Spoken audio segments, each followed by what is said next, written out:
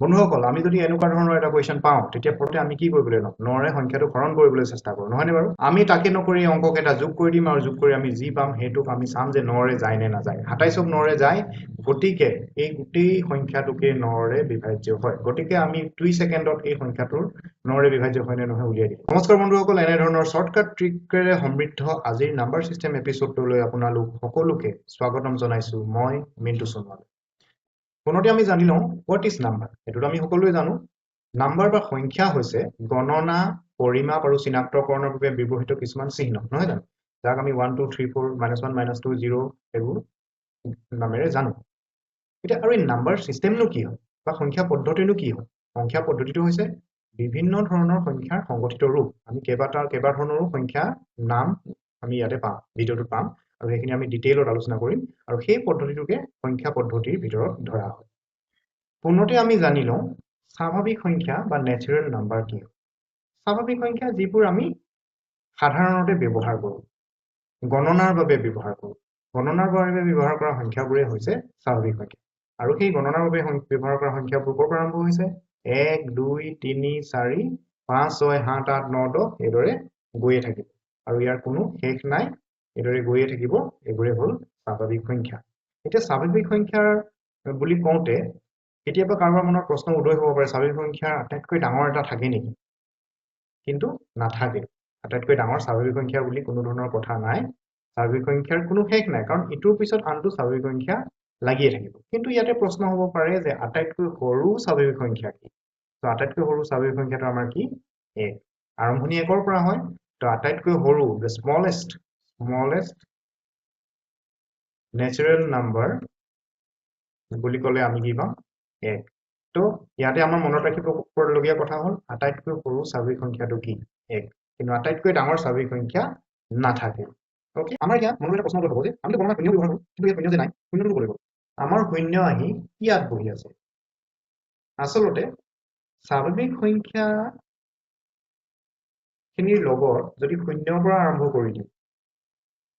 এইখিনি স্বাভাৱিক সংখ্যা আৰু লগত যদি শূন্য লগাই দিওঁ তেতিয়াহ'লে অন্য এক শ্ৰেণীৰ নাম্বাৰ আমি পাম এই নাম্বাৰখিনি আমি হোল নাম্বাৰ বা পূৰ্ণ সংখ্যা বুলি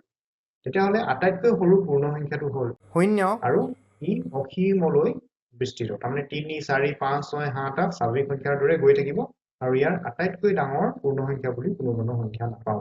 কিন্তু আটাইতকৈ সৰু পূৰ্ণ সংখ্যা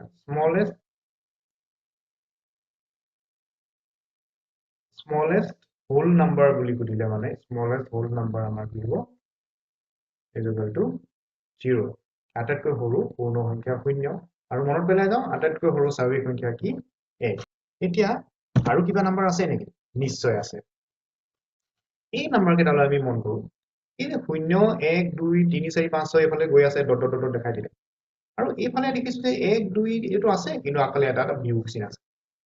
নহয়নে বাৰু এইখিনি ঋণাত্মক সংখ্যা আমি যিবোৰ সংখ্যা পাইছো স্বাভাৱিক সংখ্যাবোৰ পাইছো পূৰ্ণ সংখ্যাবোৰ পাইছো তাৰ লগত বিয়োগ চিন লগাই দিলে হেবোৰ আমি ঋণাত্মক সংখ্যা বুলি এই যে ঋণাত্মক সংখ্যা শূন্য আৰু এই স্বাভাৱিক সংখ্যাবোৰ অৰ্থাৎ ঋণাত্মক সংখ্যাবোৰ আৰু পূৰ্ণ সংখ্যাবোৰ এই সংখ্যাবোৰক একেলগে আমি অখণ্ড সংখ্যা বুলি কওঁ বা ইংৰাজীত ইন্টিজাৰ্স বুলি কয় ঠিক আছে এটা নাম্বাৰ লাইনত যদি আমি চাওঁ এইখিনি যদি আমি সংখ্যা ৰেখাডালত আঁকি চাওঁ সংখ্যা ৰেখাডালত আঁকি চালে আমি কেনেকৈ প্লট কৰিম সংখ্যা ৰেখাত এইখিনি শূন্য এফালে 1 2 3 এৰে গৈ থাকিব আৰু এফালে এক যিমান ডিসটেন্স আছে হিমান ডিসটেন্সতে বিয়োগ এক থাকিব একে ডিসটেন্সতে এফালে বিয়োগ 2 থাকিব এৰে ক্ৰমাৎ বিয়োগ 3 ডট ডট ডট গৈ থাকিব এটা ক্ৰমটো চাওঁ কোন ডাঙৰ কোন সৰু আমি জানো শূন্যতকৈ এক ডাঙৰ একতকৈ 2 ডাঙৰ 2তকৈ 3 ডাঙৰ অৰ্থাৎ শূন্যৰ পৰা যিমানে আমি সোঁফাললৈ গৈছো আমি ডাঙৰ সংখ্যা পাই গৈ আছো নহয়নে আৰু 3তকৈ 2 সৰু 2তকৈ 1 সৰু 1তকৈ 0 সৰু যদি এই ট্ৰেন্ডটো চলি থাকে তেতিয়া শূন্যতকৈ বিয়োগ 1 সৰু নহবনে বিয়োগ 1তকৈ বিয়োগ 2 সৰু বিয়োগতকৈ বিয়োগ 2তকৈ বিয়োগ 3 সৰু হয় এইদৰেই হয় আমি সংখ্যা ৰেখাত যিমানে বাওঁফাললৈ গৈ থাকিম আমি সিমানে সৰু সংখ্যাবোৰ পাই গৈ থাকিম গতিকে আমি সৰু ডাঙৰ নিৰ্ণয় কৰিবলৈ যাওঁতে সংখ্যা ৰেখাডালৈ মনত পেলাব কোন সৰু কোন ডাঙৰ আমাৰ মনলৈ আহি যাব বা আমি এই এক্সাম্পল এটালৈ মন কৰো 20 আৰু এফালে লিখিছো 30 কোন ডাঙৰ 30 ডাঙৰ 30ৰ ফালে ডাঙৰ মুখখন মেল কৰাই দিলো এই চিনটো দিওঁতে নহয়নে 30 ডাঙৰ কিন্তু এই যে 20 আৰু 30 সংখ্যা কেইটাকে যেতিয়া মই কম্পেয়াৰ কৰিম যেতিয়া ইহঁতক তুলনা কৰিম আৰু আগফালে এডাল যদি বিয়োগ চিন লগাই দিম তেতিয়া চিনটো কি হ'ব ইয়াৰ পৰিস্থিতিটো কেনেকুৱা হ'ব মন কৰা ইয়াত 30 টো কোনফালে আছে ইমান দূৰত আছে আৰু 20 ক'ত আছে তাতকৈ ইয়াত আছে তাৰমানে 20 বাওঁফালে আছে গতিকে 30তকৈ 20 সৰু এতিয়া এডোখৰত যদি বিয়োগ 20 আছে বিয়োগ 30 ক'ত আছে বিয়োগ 30 ইয়াত আছে তেতিয়াহ'লে বিয়োগ 30 টো বিয়োগ 20ৰ পৰা বাওঁফালে নাই নে গতিকে বিয়োগ 30 সৰু নে বিয়োগ 20 সৰু ডেফিনেটলি বিয়োগ 30 সৰু বিয়োগ 20 টো ডাঙৰ তাৰমানে আমি এটা কথা মন কৰি লওঁ মূল সংখ্যাটো যিমানেই ডাঙৰ নহওক কিয় বিয়োগ চিন দি দিলে তাৰ উলটাটো হয় বিয়োগ চিন দিলে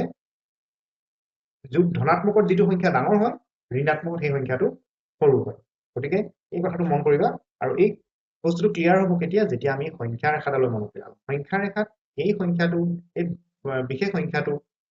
ইটো সংখ্যাতকৈ কোনফালে আছে বাওঁফালে আছে নে সোঁফালে আছে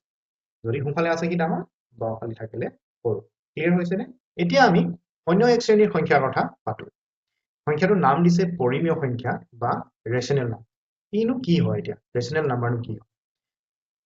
ইয়াত কোৱা হৈছে ইয়াত সংজ্ঞাটো দিয়া হৈছে যে p/q আকাৰৰ সংখ্যাবোৰ য'ত q not equal to 0 তাৰমানে হৰটো শূন্য হ'ব নোৱাৰে আৰু p আৰু q অখণ্ড সংখ্যা হয় p আৰু q হ'ব লাগিব অখণ্ড সংখ্যা মই i বুলি লিখিছো p আৰু q হ'ব লাগিব অখণ্ড সংখ্যা আৰু q শূন্য হ'ব নোৱাৰিব অৰ্থাৎ হৰটো শূন্য হ'ব নোৱাৰিব তেনেকুৱা ধৰণৰ সংখ্যাবোৰ পৰিমেয় সংখ্যা বুলি কোৱা হয় আচ্ছা লিখে কেনেকৈ তেতিয়াহ'লে এইবোৰ কোনবোৰ সংখ্যা আমাৰ এক্সাম্পল আমি জানো নেকি এতিয়া আমি পাই অহা সংখ্যাকেইটাকে প্ৰথমতে কনচিডাৰ কৰি লৈছো আমি এতিয়া পাই আহিছিলো হোল নাম্বাৰছ 0 পৰা 1 2 3 এইবোৰ গৈ আছিলে এই হোল নাম্বাৰবোৰ ভিতৰত স্বাভাৱিক সংখ্যা সোমাই আছে নহয়নে বাৰু এই সংখ্যা কেনেকৈ কল্পনা কৰোঁ এতিয়া শূন্যটোক আমি কি লিখিব শূন্যৰ তলত এক এটা লিখিব পাৰোঁ 0/1 মানে শূন্যই হয় নহয়নে বাৰু গতিকে ই p/q আকাৰ হ'লে নহয় নিশ্চয় হ'ল গতিকে p/q আকাৰ হোৱাৰ কাৰণে ইয়াক আমি কি বুলি ক'ব পাৰোঁ পৰিমেয় সংখ্যা বুলি ক'ব পাৰোঁ শূন্যটো পৰিমেয় সংখ্যা হ'ল আচ্ছা একটো হয়নে নহয় চাওঁ একৰ তলত এক এটা দিলে ইউ p/q হৈ গ'ল আচ্ছা একটো 1/1 নিলিখি 2/2 লিখিব পাৰোঁ 100/100 লিখিব পাৰোঁ 3/3 লিখিব পাৰোঁ এক পামেই ন একে সংখ্যা হৰণ কৰিলে এক পামেই গতিকে ইউ p/q আকাৰ হৈ গ'ল গতিকে ইউ পৰিমেয় সংখ্যা নহয় জানো ঠিক তেনেকৈ 2টো তলতো এক লিখিব পাৰোঁ 3 তলতো এক লিখিব পাৰোঁ গতিকে যিমান আমাৰ হোল নাম্বাৰছ আছে নেচাৰেল নাম্বাৰছ আছে সবৰে তলত আমি এক এটা লিখিব পাৰোঁ তো ইজিলি p/q হ'ল বা এক নিলিখি অন্য ধৰণেও আমি p/q কৰিব পাৰোঁ যেনেকৈ 2ক আমি কি লিখিব পাৰোঁ 2ক লিখিব পাৰোঁ 2/1 টো লিখিলোৱে আৰু কি লিখিব পাৰোঁ 4/2 লিখিলেও 2 গতিকে এইখিনি p/q আকাৰত নাই জানো আছে তো p/q আকাৰত থকাৰ কাৰণে এই সংখ্যাকেইটা কি হ'ল পৰিমেয় সংখ্যাৰ ভিতৰত পৰিলে নহয়নে বাৰু তেতিয়াহ'লে বিয়োগ সংখ্যাবোৰ কি হ'ব বিয়োগ একটোক আমি কি কৰিম বিয়োগ 1/1 লিখিব পাৰোঁনে নহয় পাৰোঁ বিয়োগ 2টোকো বিয়োগ 2/1 লিখিব পাৰোঁ বিয়োগ 3কো বিয়োগ 3/1 লিখিব পাৰোঁ গতিকে গোটেই অখণ্ড সংখ্যাবোৰো আমাৰ পৰিমেয় সংখ্যাৰ ভিতৰত পৰি গ'ল ঠিক আছে তেতিয়াহ'লে পৰিমেয় সংখ্যা মানে কি কেৱল অখণ্ড সংখ্যাই নেকি মনত তেনেকুৱা ধৰণৰ প্ৰশ্ন আহিছে নেকি আমি যদি 2/5 3/7 -1/3 এনেকুৱা ধৰণৰ সংখ্যাবোৰ লওঁ এইবোৰ p/q ফৰ্মত নাই নেকি নিশ্চয় আছে p/q তলতো শূন্য হোৱা নাই এখন দুটা অখণ্ড সংখ্যা হয় 3/7 3 আৰু 7 অখণ্ড সংখ্যা p/q ফৰ্মত আছে p/q ফৰ্মত আছে so all of these are also rational numbers ইহঁতি সবেই কি হয় rational numbers হয় 1.5 0.7 এইবোৰ এতিয়া পৰিমেয় সংখ্যা হ'বনে নহয় এই 1.5টোক আমি 5/10 লিখিব পাৰোঁ 15/10 লিখিব পাৰোঁ নে নহয় এটাত দশমিক আছে 10 লিখিলো 15/10 লিখিব পাৰিলো 0.7টোক আমি 7/10 লিখিব পাৰোঁ নে নহয় পাৰোঁ গতিকে ইহঁতো p/q ফৰ্মতেতো আছে গতিকে ই ৰেচনেল নাম্বাৰ হ'বনে নহয় নিশ্চয় ই ৰেচনেল নাম্বাৰ হ'ব ইনফেক্ট আমাৰ আৰু দশমিক সংখ্যা পোৱা যায় এনেকুৱা ধৰণৰ 1.2 বাৰ পৌনঃপুনিক দশমিক সংখ্যাবোৰ 3.6 বাৰ 2.17 বাৰ এনেকুৱা ধৰণৰ আমি কিছুমান সংখ্যা পাওঁ এই চিনটো পৌনঃপুনিক চিন বুলি কয় ইয়াৰ অৰ্থ হ'ল এই দুইটো তাৰমানে বাৰে বাৰে আহি থাকিব 1.22222 2.171717 এনেকুৱা ধৰণে যদি গৈ থাকে তেনেধৰণে ৰিপিটেড হৈ থকা দশমিক সংখ্যাবোৰক আমি কি বুলি কওঁ পৌনঃপুনিক দশমিক সংখ্যা বুলি কওঁ এই পৌনঃপুনিক দশমিক সংখ্যাবোৰো কিন্তু ৰেচনেল নাম্বাৰৰ ভিতৰত পৰে কাৰণ ইহঁতকো আমি p/q আকাৰত প্ৰকাশ কৰিব পাৰোঁ আমি এই পৌনঃপুনিক দশমিক সংখ্যাবোৰক কেনেকৈ p/q আকাৰত প্ৰকাশ কৰে এইবোৰ বিষয়ে আমি ডিটেইল পিছত অধ্যয়ন কৰিম আমাৰ এইবোৰ এনেকুৱা ধৰণৰ কুৱেশ্যনছ আমি পাম পিছত এইখিনিৰ ওপৰত আমি ডিটেইল আলোচনা কৰিম সেইকাৰণে ইয়াৰ বিষয়ে ডিটেইলত মই এতিয়া নকওঁ পৌনঃপুনিক দশমিকৰ বিষয়ে গতিকে এনেকুৱা ধৰণৰ সংখ্যাবোৰকে আমি কি বুলি কওঁ ৰেচনেল নাম্বাৰ বা পৰিমেয় সংখ্যা বুলি কওঁ ক্লিয়াৰ হৈছেনে ইয়াৰ পিছত আমি নেক্সট সংখ্যা প্ৰণালীটোলৈ যাম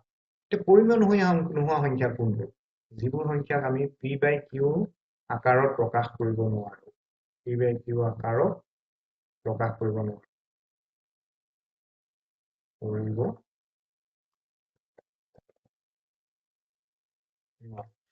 অপৰিমেয় সংখ্যাৰ উদাহৰণ কেইটামান দিলো এক্সাম্পলছ অফ অপৰিমেয় সংখ্যা বা মনত ৰাখিব পৰা কেইটামান টিপছ মই ইয়াতে দি দিম square root of those numbers which are not perfect squares square root of non-perfect squares non-perfect squares non-perfect squares কোনবোৰ যিবোৰ বৰ্গ সংখ্যা নহয় আমাৰ বৰ্গ সংখ্যা কোনবোৰ 1 1 স্কয়াৰ 1 2 স্কয়াৰ কিমান 4 3 স্কয়াৰ 9 4 স্কয়াৰ 16 5 স্কয়াৰ 25 এইদৰে এইবোৰ আমাৰ কি হয় বৰ্গ সংখ্যা হয় কোনোবা এটা সংখ্যাক বৰ্গ কৰিহে আমি সংখ্যাটো পাইছো গতিকে এইবোৰ বৰ্গ সংখ্যা কিন্তু এনেকুৱা ধৰণৰ কিছুমান সংখ্যা আছে যাৰ যিবোৰ বৰ্গ সংখ্যা নহয় কোনোবা এটা সংখ্যাক বৰ্গ কৰি সংখ্যাটো পোৱা নাযায় যেনেকৈ 2 3 5 7 8 10 এইবোৰ চিধা-চিধি বৰ্গ সংখ্যা নহয় ইহঁত বৰ্গ সংখ্যা নহয় কোনোবা এটা সংখ্যাক বৰ্গ কৰি ইয়াক পোৱা নাযায় গতিকে এনেকুৱা ধৰণৰ সংখ্যাবোৰৰ বৰ্গমূল আপুনি বৰ্গমূল 2 বৰ্গমূল 3 বৰ্গমূল 5 বৰ্গমূল 7 বৰ্গমূল 8 বৰ্গমূল 10 এইবোৰ p/q আকাৰত প্ৰকাশ নহয় আৰু ইহঁত কি হয় অপৰিমেয় সংখ্যাৰ ভিতৰত পৰিব তাৰপিছত তেনেদৰে এইটোকে আকৌ এক্সটেন্ড কৰো যিবোৰ পাৰফেক্ট কিউব নহয় পাৰফেক্ট স্কয়াৰ নহয় সেইবোৰৰ বৰ্গমূলবোৰ যেহেতু অপৰিমেয় সংখ্যা বুলি কলো পূৰ্ণ ঘন নোহোৱা সংখ্যাৰ ঘনমূল যদি থাকে ঠিক আছে পূৰ্ণ ঘন নোহোৱা সংখ্যাৰ ঘনমূল যদি থাকে সেইবোৰ আমি কি বুলি কম অপৰিমেয় সংখ্যা বুলি কম তেনেকুৱা সংখ্যা কোনবোৰ কিউব ৰুট অফ আমি জানো 2 টো পূৰ্ণ ঘন নহয় পূৰ্ণ ঘন কোনবোৰ 2 টো পূৰ্ণ ঘন নহয় ঠিক আছে পূৰ্ণ ঘনবোৰ কোনবোৰ 1 কিউব 1 হয় গতিকে 1 পূৰ্ণ ঘন 2 কিউব 8 হয় 8 পূৰ্ণ ঘন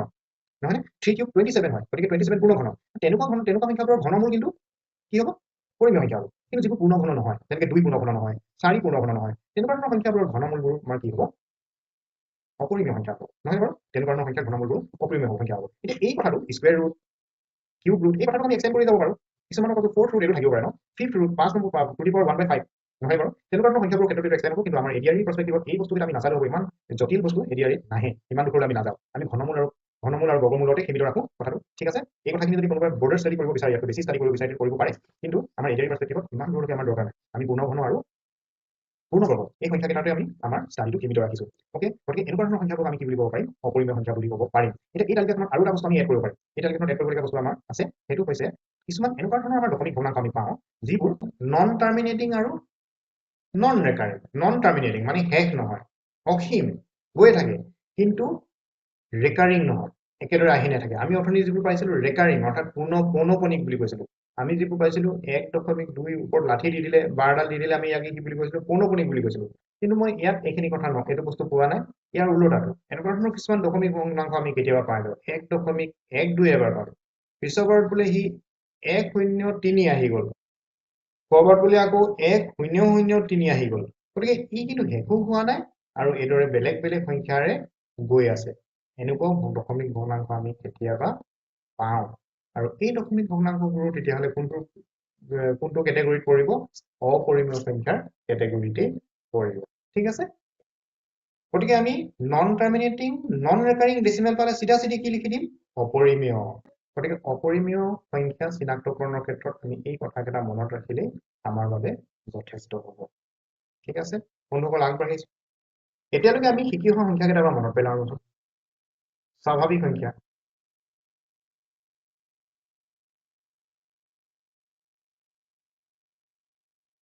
তাৰপিছতে আমি শিকিলো স্বাভাৱিক সংখ্যাৰ পিছতে আমি শিকিলো পূৰ্ণ সংখ্যা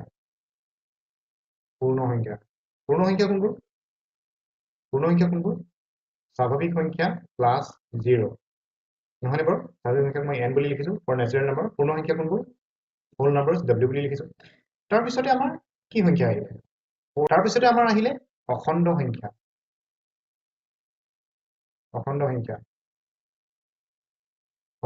মানে ইন্টিজাৰ্ছ i বুলি লিখিলো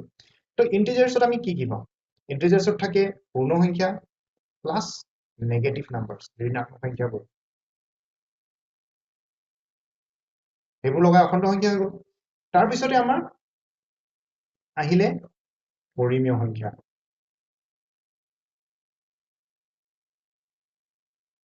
পৰিমেয় সংখ্যা এই পৰিমেয় সংখ্যা আমি কিউ বুলি লিখো ৰেচনেল নাম্বাৰ কিউ বুলি লিখা হয় এই পৰিমেয় সংখ্যাত আমাৰ কি আহিলে অখণ্ড সংখ্যা প্লাস ভগ্নাংশবোৰ আহিলে ফ্ৰেকশনছ আকৌ ডেসিমেলছ আহিলে সব মাৰিব এই গোটেইবোৰ আহিলে ফ্ৰেকশনছ আৰু ডেসিমেলছ বুলি লিখিছো ডেসিমেলছ ডেসিমেল কেনেকৈ ফ্ৰেকশনত কনভাৰ্ট কৰিব পাৰি কিন্তু ফ্ৰেকশনছ প্লাস ডেসিমেলছ বুলি লিখো কিন্তু আৰু এক শ্ৰেণীৰ সংখ্যা পালো যিখিনি আমি কি বুলি কওঁ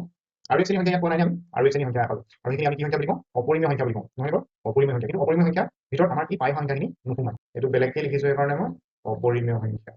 এই যে পৰিমেয় সংখ্যাৰ ভিতৰত আমাৰ গোটেই সংখ্যাবোৰ সোমাই গ'ল কি সোমাই গ'ল অখণ্ড সংখ্যা সোমাই গ'ল অখণ্ড সংখ্যা বুলি কোৱাৰ লগে তাৰ ভিতৰত কি সোমাই আছে হোল নাম্বাৰ আৰু নেগেটিভ নাম্বাৰবোৰ সোমাই আছে আকৌ এই হোল নাম্বাৰ বুলি কোৱাৰ লগে তাৰ ভিতৰত আকৌ স্বাভাৱিক সংখ্যাকেইটা সোমাই আছে গতিকে সংখ্যা প্ৰণালীটো এনেদৰে ক্ৰমাৎ ডাঙৰ হৈ গৈ আছে এতিয়া আমি পালো পৰিমেয় সংখ্যা আৰু অপৰিমেয় সংখ্যা দুটা বেলেগ বেলেগ সংখ্যা পালো এই গোটেইকেইটা সংখ্যাক লগাই পেলাই আমাৰ এটা সংখ্যা প্ৰণালী আমি আচলতে যিটো সংখ্যা প্ৰণালী শিকি আছো এই গোটেই সংখ্যা প্ৰণালীটোক এই প্ৰণালীটোৰ মাজত থকা হয় বাস্তৱ সংখ্যা বুলি কোৱা হয় তাক বাস্তৱ সংখ্যা বা ৰিয়েল নাম্বাৰছ এই গোটেই সংখ্যাখিনিক আমি কি বুলি কওঁ ৰিয়েল নাম্বাৰৰ ভিতৰত ধৰিব লাগিব ৰিয়েল নাম্বাৰছ ওকে গতিকে এই গোটেই সংখ্যা প্ৰণালীটোৱে হ'ল আমাৰ বাস্তৱ সংখ্যা প্ৰণালী এতিয়া আৰু কথা জানিবলৈ মন নাযায়নে বাস্তৱ সংখ্যা যদি আছে অবাস্তৱ সংখ্যাও আছে নেকি বাৰু কাল্পনিক সংখ্যাও আছে নেকি বাৰু নিশ্চয় আছে কোনে কোনে কাল্পনিক সংখ্যাৰ বিষয়ে জানে মোক এবাৰ কমেন্ট কৰি জনাবচোন গতিকে আমি সৰুৰ পৰা আৰম্ভ কৰি গৈ এটা ডাঙৰ সংখ্যা প্ৰণালী পালোগৈ আৰু এই সংখ্যা প্ৰণালীটোৱে হৈছে ৰিয়েল নাম্বাৰছ বা বাস্তৱ সংখ্যা আৰু সংখ্যাবোৰে হৈছে কি ৰিয়েল নাম্বাৰছ বা বাস্তৱ সংখ্যা আৰু ইয়াত মই লিখি থৈছো ৰিয়েল নাম্বাৰবোৰ কেনেকৈ গঠন হয় পৰিমেয় আৰু অপৰিমেয় সংখ্যা লগ লাগি ৰিয়েল নাম্বাৰছ বা বাস্তৱ সংখ্যাবোৰ গঠন ঠিক আছে নে বন্ধুসকল আমি জানি লওঁ যুগ্ম সংখ্যা কোনটো যুগ্ম সংখ্যা হৈছে যিবোৰ সংখ্যা 2ৰে বিভাজ্য হয় অৰ্থাৎ 2ৰে হৰণ কৰিলে মিলি যোৱা সংখ্যাবোৰে যুগ্ম সংখ্যা গতিকে সেই সংখ্যাবোৰ কোনবোৰ 0 2ৰে বিভাজ্য 2 2ৰে বিভাজ্য 2 2 গুণ 4 2 3 গুণ 6 2 4 গুণ 8 হয় তো এইবোৰ যুগ্ম সংখ্যা নহয় বাৰু ডেফিনিশ্যনৰ মতে 0 2 4 6 8 এইবোৰ যুগ্ম সংখ্যা ঠিক আছে এইবোৰতো এটা অংকযুক্ত সংখ্যাবোৰ আমি বুজি পাই গ'লো তাৰপিছত তাতকৈ বেছি অংকযুক্ত সংখ্যাবোৰ ক্ষেত্ৰত আমি যুগ্ম সংখ্যা কেনেদৰে নিৰ্ধাৰণ কৰিম ভেৰি সিম্পল যুগ্ম সংখ্যাবোৰ কেনেকৈ হ'ব যদি এটা সংখ্যা থাকক 3 4 5 6 7 0 লাষ্টত কি আছে 0 আছে এককৰ ঘৰৰ অংকটো আমি মন কৰিম এককৰ ঘৰৰ অংকটো যদি এইকেইটাৰ ভিতৰত হয় 0 2 4 6 8 এইকেইটাৰ ভিতৰত হ'লেই ই যুগ্ম সংখ্যা এতিয়া ইয়াত 0 নাথাকি পেলাই যদি অন্য এটা সংখ্যা লৈ ললো 5 6 2 4 লাষ্টত কি আছে 4 আছে হয়নে গতিকে ই কি হ'ব যুগ্ম সংখ্যা হ'ব আকৌ এটা লৈ লৈছো 3 4 2 চাপোজ তো লাষ্টৰ ফালে কি আছে 2 গতিকে ই কি হয় যুগ্ম সংখ্যা 5 6 8 লাষ্টত কি আছে 8 ই যুগ্ম সংখ্যা এইফালে যিমানে কিবা এটা বাঢ়ি নাথাকক লাগে এইফালে যিয়ে নাথাকক আমি কেৱল এককৰ ঘৰৰ অংকটো মন কৰিম এককৰ ঘৰৰ অংকটো যদি এইকেইটাৰ ভিতৰত পৰে কি কি 0 2 4 6 8 কৰাৰ লগে লগে ই যুগ্ম সংখ্যা এতিয়া এনেকুৱা ধৰণৰ সংখ্যা যিবোৰৰ এককৰ ঘৰত 0 2 4 6 8 থাকে আৰু আগফালে এডাল বিয়োগ চিন থাকে অৰ্থাৎ ঋণাত্মক সংখ্যা সেইটোকো আমি যুগ্ম সংখ্যা বুলি ক'ব পাৰিম নেকি -12 -6 -208 এইবোৰত এককৰ ঘৰত কি আছে 8 আছে 6 আছে 2 আছে এইবোৰক আমি যুগ্ম সংখ্যা বুলি ক'ব পাৰিম নে নোৱাৰিম নিশ্চয় পাৰিম কাৰণ এইবোৰকো 2ৰে সম্পূৰ্ণৰূপে বিভাজ্য হ'ব গতিকে 2ৰে সম্পূৰ্ণৰূপে বিভাজ্য হোৱা ধনাত্মকই হওক বা ঋণাত্মকেই হওক বা ইভেন 0 হওক এই গোটেইবোৰে কি হয় যুগ্ম সংখ্যাৰ ভিতৰত পৰিব গতিকে যুগ্ম সংখ্যাৰ কনচেপ্ট আমি বুজি পালো যুগ্ম সংখ্যা হ'বলৈ হ'লে এককৰ ঘৰত 0 2 4 6 8 থাকিলেই হ'ব গতিকে এক ছেকেণ্ডতে আমি গম পাম যে এই সংখ্যাটো যুগ্ম হয় নে নহয় আৰু যুগ্ম হোৱাৰ লগে লগে 2ৰে বিভাজ্য হ'ব বুলি আমি গম পালো এতিয়া আহো অযুগ্ম সংখ্যা কোনবোৰ নিশ্চয় অযুগ্ম সংখ্যা সেইবোৰ হ'ব যিবোৰক 2ৰে বিভাজ্য নহয় আমি গম পালো যে 0 2 4 6 8 ইহঁতক কিহেৰে বিভাজ্য হয় 2ৰে বিভাজ্য হয় তেতিয়াহ'লে কোনকেইটা 2ৰে বিভাজ্য নহয় একক নহয় 3 নহয় 5 নহয় 7 নহয় 9 নহয় এতিয়া এই ডিজিট কেইটা কোনো এটা সংখ্যাৰ এককৰ ঘৰত যদি থাকে সেই সংখ্যাটোকো 2ৰে বিভাজ্য নহ'ব নহয়নে বাৰু এই ডিজিট কেইটা বা এই অংক কেইটা কোনোবা এটা সংখ্যাৰ এককৰ ঘৰত যদি থাকে তেতিয়াহ'লে সেই সংখ্যাটোকো 2ৰে বিভাজ্য নহ'ব ফৰ এক্সাম্পল 5 6 7 3 একক গ্ৰহত কিমান আছে 3 ই যুগ্ম হয়নে নহয় নহলে কি হ'ব ই অযুগ্ম নহয় জানো 2391 একক গ্ৰহত কিমান আছে 1 এক যুগ্ম নে অযুগ্ম অযুগ্ম গতিকে এই সংখ্যাটো অযুগ্ম so that is the concept তো অযুগ্ম সংখ্যা হবলৈ হলে লাষ্টৰ ফালে বা একক গ্ৰহৰ অংকটো 1 3 5 7 9 এইকেইটা থাকিলেই হ'ব ইহঁত তেতিয়া কি হ'ব অযুগ্ম সংখ্যা হ'ব এতিয়া ইয়াত যদি এটা বিয়োগ চিন থাকিলেহেঁতেন ই অযুগ্ম হলহেঁতেন নে নহলহেঁতেন এনসাৰটো হ'ব বি yes because বিয়োগ চিন থাকিলেও 2 ৰে বিভাজ্য নহয় নহয় জানো ইয়াতো যদি বিয়োগ চিন দি দিওঁ তেতিয়াও ইয়াক 2 ৰে বিভাজ্য নহয় গতিকে ই তেতিয়াও এটা অযুগ্ম সংখ্যাই হ'ব ওকে সো অযুগ্ম সংখ্যাৰ কনসেপ্টটো ক্লিয়াৰ হ'লনে নিশ্চয় ক্লিয়াৰ হৈছে আগবাঢ়িছো এতিয়া আমি পালোহি প্ৰাইম নাম্বাৰ বা মৌলিক সংখ্যা প্ৰাইম নাম্বাৰ বা মৌলিক সংখ্যা বুলিলে আমি কি বুজিম ইয়াত দিয়া হৈছে মাত্ৰ দুটা গুণনীয়ক থাকে গুণনীয়ক মানে উৎপাদক গুণনীয়ক মানে উৎপাদক মানে এনেকুৱা ধৰণৰ সংখ্যা যিবোৰৰ মাত্ৰ দুটা উৎপাদক থাকে আৰু এটা কন্ডিশন হ'ব লাগিব it should be always positive এইবোৰ কি হ'ব লাগিব ধনাত্মক সংখ্যা হ'ব লাগিব ধনাত্মক সংখ্যা নেগেটিভ সংখ্যা কিন্তু আমি মৌলিক সংখ্যা বা যৌগিক সংখ্যা বুলি নকওঁ ইহঁত কি সংখ্যা ধনাত্মক সংখ্যা হ'ব লাগিব আচ্ছা তেতিয়াহ'লে আমি নেগেটিভ সংখ্যাৰ কথা নাপাতোই ইয়াত ধনাত্মক সংখ্যা লৈ যাওঁ ধনাত্মক সংখ্যা কোনবোৰৰ দুটা মাত্ৰ গুণনীয়ক বা উৎপাদক থাকে তাৰ বাবে আমি উৎপাদক উলিয়াব লাগিব নহয় জানো একৰ পৰা আৰম্ভ কৰোঁ একটো আমি এক পূৰণ একে লিখিব পাৰোঁ উৎপাদক কেইটা এটা একৰ উৎপাদক কেইটা এটা আচ্ছা দুই দুইটোক আমি কি লিখিব পাৰোঁ এক পূৰণ দুই উৎপাদক কেইটা দুটা উৎপাদক গতিকে ই কন্ডিশন ফুলফিল কৰিছে তুইক মৌলিক বুলি ক'ব পাৰোঁ একে কন্ডিশন ফুলফিল কৰিছে নে একত উৎপাদক দুটা উৎপাদক পাইছো নে নাই পোৱা গতিকে একটোক আমি মৌলিক উৎপাদক বুলি ক'ব পাৰিম মৌলিক সংখ্যা বুলি ক'ব পাৰিম নে নোৱাৰো নহয়নে বাৰু 3 চাওঁ 3 এক পূৰণ 3 আৰু কিবাৰে 3 যায় নেকি কেনেবাকে ভাঙিব পাৰো নেকি অন্য ধৰণে নোৱাৰো উৎপাদক কেইটা দুটা কন্ডিশন ফুলফিল ই মৌলিক হয় নহয় জানো আচ্ছা ইয়াৰ পিছত চাওঁ 4 4 কি লিখিব পাৰো 1 পূৰণ 4 2 পূৰণ 2 নহয় জানো গতিকে 1 পূৰণ 4 2 পূৰণ 2 আমি উৎপাদক কি পালো 1 2 আৰু 4 কেইটা উৎপাদক হল তিনিটা উৎপাদক হোৱাৰ লগে লগে ই দুটাতকৈ বেছি গুণনীয়ক হৈ গ'ল নে নাই দুটাতকৈ বেছি উৎপাদক হৈ গ'ল নে নাই দুটাতকৈ বেছি উৎপাদক হোৱা কাৰণে ইয়াক আমি যৌগিক বুলি ক'ব পাৰিম নে সৰি দুটাতকৈ বেছি উৎপাদক হ'ল গতিকে ই মৌলিক হ'বনে নহয় ই মৌলিক নহয়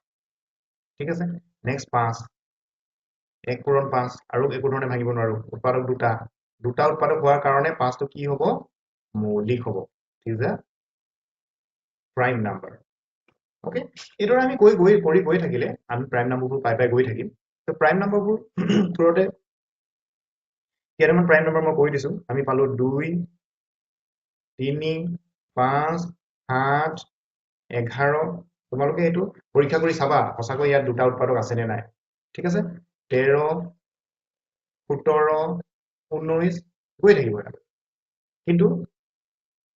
আমি চিন্তা কৰিব লাগিব কৰি চাব লাগিব যে ইয়াত দুটাতকৈ বেছি উৎপাদক আছে নে নাই ইয়াৰ পিছত 19 পিছত কি হ'ব 19 পিছৰ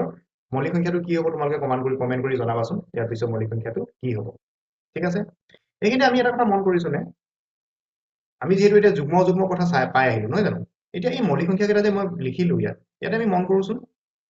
দুইটো মৌলিক সংখ্যা বুলি ক'লো ৰাইট সাইড দিলো মানে মৌলিক সংখ্যা দুইটো যুগ্ম নে অযুগ্ম যুগ্ম দুইটো কি হয় যুগ্ম তাৰ পিছত তিনিটো মৌলিক সংখ্যা বুলি কৈছো তিনিটো যুগ্ম নে অযুগ্ম অযুগ্ম তাৰ পিছত মৌলিক সংখ্যা কোনটো পাইছো 5 5টো যুগ্ম নে অযুগ্ম অযুগ্ম তাৰ পিছত মৌলিক সংখ্যা কি পালো 7 ইও অযুগ্ম তাৰ পিছত 11 অযুগ্ম 13 অযুগ্ম 17 অযুগ্ম 19 অযুগ্ম তাৰ মানে 3 5 7 11 13 17 19 এই যে গৈ আছো দুইৰ বাহিৰে আটাইবোৰে অযুগ্ম সংখ্যা আৰু মৌলিক কিন্তু দুইটো যুগ্ম সংখ্যা আৰু মৌলিক গতিকে ইয়াক আমি যুগ্ম মৌলিক সংখ্যা বুলি কওঁ আৰু আচৰিত কথা এইটোৱে যে পৃথিৱী মাত্ৰ দুইটোৱে যুগ্ম মৌলিক সংখ্যা আছে আৰু যিমান আগলৈ গৈ থাকিলেও আমি কতো মৌলিক সংখ্যা নাপাওঁগৈ গতিকে দুইটো একদম মনত ৰাখিবলগীয়া কথা star should be given here 2 is what it is the only even prime number একমাত্ৰ যুগ্ম মৌলিক সংখ্যা যুগ্ম মৌলিক সংখ্যা point to be noted তোমালোকে এইটো নোট কৰি লবা একমাত্ৰ যুগ্ম মৌলিক সংখ্যা কি 2 ওকে গতিকে মৌলিক সংখ্যাটো আমি বুজি পালো নেক্সট আহিলে কম্পোজিট নাম্বাৰ বা যৌগিক সংখ্যা বা কম্পোজিট নাম্বাৰ কোনবোৰ যিবোৰৰ দুটাতকৈ অধিক গুণনীয়ক থাকে দুটাতকৈ বেছি গুণনীয়ক থকা সংখ্যাবোৰ কি যৌগিক সংখ্যা এতিয়া আমি ইতিমধ্যে কৰি অহা আলোচনাত আমি পাইছিলো 1 = 1 পূৰণ 1 দুটা উৎপাদক নাই ই মৌলিক নহয় বুলি কৈছিলো দুটাই নাই গতিকে দুটাতকৈ অধিকটো হ'বই নোৱাৰে ই যৌগিকো নহয় হয়নে 2টো আমি মৌলিক বুলি পাই আহিলো 3 মৌলিক বুলি পাই আহিলো 4টো চেষ্টা কৰো এবাৰ কি হয়নো 1 পূৰণ 4 গতিকে 4 কি 1 পূৰণ 4 লিখিলো আৰু কি লিখিলো 2 পূৰণ 2 গতিকে 4 উৎপাদক কেইটা 3টা দুটাতকৈ বেছি উৎপাদক আছে নে নাই আৰু 4 উৎপাদক 3টা দুটাতকৈ বেছি উৎপাদক আছে গতিকে ই কি হ'ব যৌগিক সংখ্যা নহয়নে 5টো ইতিমধ্যে আমি মৌলিক বুলি কৈ আহিছো 6টো এবাৰ চাম 6 কি আছে 1 পূৰণ 6 হয় 2 পূৰণ 3 হয় আৰু কিবা হয়নে নহয় তো কি লিখিব 1 6 3 আৰু 2 একেটা 6 উৎপাদক বা গুণনীয়ক নহয়নে গতিকে 6 ৰো কেইটা উৎপাদক আছে 4টা উৎপাদক আছে গতিকে দুটাতকৈ অধিক উৎপাদক আছে গতিকে ইও কি হয় যৌগিক সংখ্যা হয় নহয় জানো গতিকে মৌলিক সংখ্যাখিনি 1 আৰু মৌলিক সংখ্যা কেইটা যদি বাদ দি দিও 1 আৰু মৌলিক সংখ্যা কেইটা বাদ দি দিলে বাকিখিনি কি হ'ব বাকি সকলো স্বাভাৱিক সংখ্যাই কি হ'ব যৌগিক সংখ্যা 1 আৰু মৌলিক 1 আৰু মৌলিক সংখ্যাবোৰ বাদ দি যিবোৰ সংখ্যা থাকিব যিবোৰ স্বাভাৱিক সংখ্যা থাকিব আটাইবোৰে কি হ'ব আমাৰ যৌগিক সংখ্যাৰ ভিতৰত পৰিব সো মনত ৰাখিবলগীয়া কথা যৌগিক সংখ্যাবোৰৰ দুটাতকৈ অধিক উৎপাদক বা গুণনীয়ক থাকে ঠিক আছে এতিয়া যৌগিক আৰু মৌলিক সংখ্যাবোৰ আমি এটা কনক্লুজন ড্ৰ কৰিব পাৰো যে একটো কেহি কা নেহি ৰহা নহয় জানো একটো কতো নপৰে ই যৌগিকো নহয় মৌলিকো নহয় আটাইতকৈ সৰু মৌলিক সংখ্যা 2 যুগ্ম মৌলিক সংখ্যাটো 2 আটাইতকৈ সৰু কম্পোজিট নাম্বাৰ বা আটাইতকৈ সৰু যৌগিক সংখ্যা কিমান তেতিয়াহ'লে 4 নহয়নে আটাইতকৈ ডাঙৰ বুলি কিবা থাকিব নেকি ইয়াত নাথাকে কাৰণ ই 2 থাকিব নহয় জানো ইতিমধ্যে স্বাভাৱিক সংখ্যা হিকুতে আমি কথাটো শিকিছিলো গতিকে আটাইতকৈ ডাঙৰ যৌগিক সংখ্যা বুলিও কোনো ধৰণৰ কথা নাথাকে তো মৌলিক আৰু যৌগিক সংখ্যা আমি বুজি পালো এতিয়া আহো আমি কো প্ৰাইম নাম্বাৰছ বা পৰস্পৰ মৌলিক সংখ্যা বা সহ মৌলিক সংখ্যা কোনবোৰ কো প্ৰাইম নাম্বাৰছ আৰু pair of numbers having no common divisor a pair of number having no common divisor are known as co-prime numbers suppose 4 and 9 do not have any common divisor দুইটাৰে সাধাৰণ ভাজক নাই দুইটাকে হৰণ নাযায় একেটা সংখ্যাৰে 9 আৰু 4 গতিকে ইহঁতক আমি কি বুলি ক'ব পাৰিম তেতিয়া কম্পোজিট কো-প্ৰাইম নাম্বাৰ বুলি ক'ব পাৰিম 9 আৰু 4 আমি কি বুলি ক'ব পাৰিম কো-প্ৰাইম নাম্বাৰ বুলি ক'ব পাৰিম তেনেকৈ 2 আৰু 3 ও কো-প্ৰাইম নাম্বাৰ হ'ব 2 আৰু 3 ও কি হ'ব সহমৌলিক সংখ্যা হ'ব কাৰণ দুইটাকে একে সংখ্যাৰে হৰণ নাযায় একৰ বাহিৰে একে সংখ্যাৰে হৰণ নাযায় একেৰে মাত্ৰ দুইটাকে যাব কিন্তু অন্য কোনো কমন ডিভাইজৰ নাই the pair of number having no common divisor other than 1 একৰ বাহিৰে কমন ডিভাইজৰ নথকা সংখ্যাৰ যুগ্মবোৰক বা সংখ্যাৰ যোগবোৰক আমি কি বুলি ক'ব পাৰিম কো-প্ৰাইম নাম্বাৰ বুলি ক'ব পাৰিম 4 আৰু 9 এটা এক্সাম্পল হৈ গ'ল মানে 8 আৰু 9 তেনেকৈ হ'ব নহয় জানো 6 আৰু কি হ'ব 7 হ'ব পাৰে 6 আৰু 7 হ'ব পাৰে গতিকে এনেকুৱা সংখ্যাবোৰক আমি কো-প্ৰাইম নাম্বাৰছ বা পৰস্পৰ মৌলিক সংখ্যা বুলি কওঁ কিন্তু পৰস্পৰ মৌলিক সংখ্যা হ'বলৈ হ'লে এইটো জৰুৰী নহয় যে দুইটাই মৌলিক হ'ব লাগিব এতিয়া তোমালোকে এই পেয়াৰটোলৈ মন কৰা 8 আৰু 9 ৰ ক্ষেত্ৰত 8 আৰু 9 ৰ ক্ষেত্ৰত দুইটাই যৌগিক সংখ্যা 8 আৰু 9 ৰ ক্ষেত্ৰত দুইটাই যৌগিক সংখ্যা কিন্তু 8 আৰু 9 দুইটাকে একে সংখ্যাৰে হৰণ নাযায় সেইকাৰণে তাক সিহঁতক আমি পৰস্পৰ মৌলিক সংখ্যা বুলি কৈছো নহয়নে গতিকে পৰস্পৰ মৌলিক সংখ্যা হ'বলৈ হ'লে জৰুৰী নহয় যে দুইটাই মৌলিক হ'ব লাগিব ঠিক আছে গতিকে এইকেইটাই হ'ল পৰস্পৰ মৌলিক সংখ্যা নেক্সট আৰু এটা কথা আমি মন কৰিব পাৰো যে যিবোৰ সংখ্যাৰ HCF বা গসাউ 1 এই যে একে সংখ্যাৰে হৰণ নাযায় বুলি কৈছো একৰ বাহিৰে একে সংখ্যাৰে হৰণ নাযায় বুলি কৈছো একে সংখ্যাৰে যদি দুইটাকে হৰণ গ'ল হেতেন যিটো সংখ্যাৰে দুইটাকে হৰণ যায় দুইটাকে হৰণ যোৱা আটাইতকৈ ডাঙৰ সংখ্যাটোৱে হ'ল HCF বা গৰিষ্ঠ সাধাৰণ উৎপাদক নহয় জানো গতিকে এই সংখ্যাবোৰৰ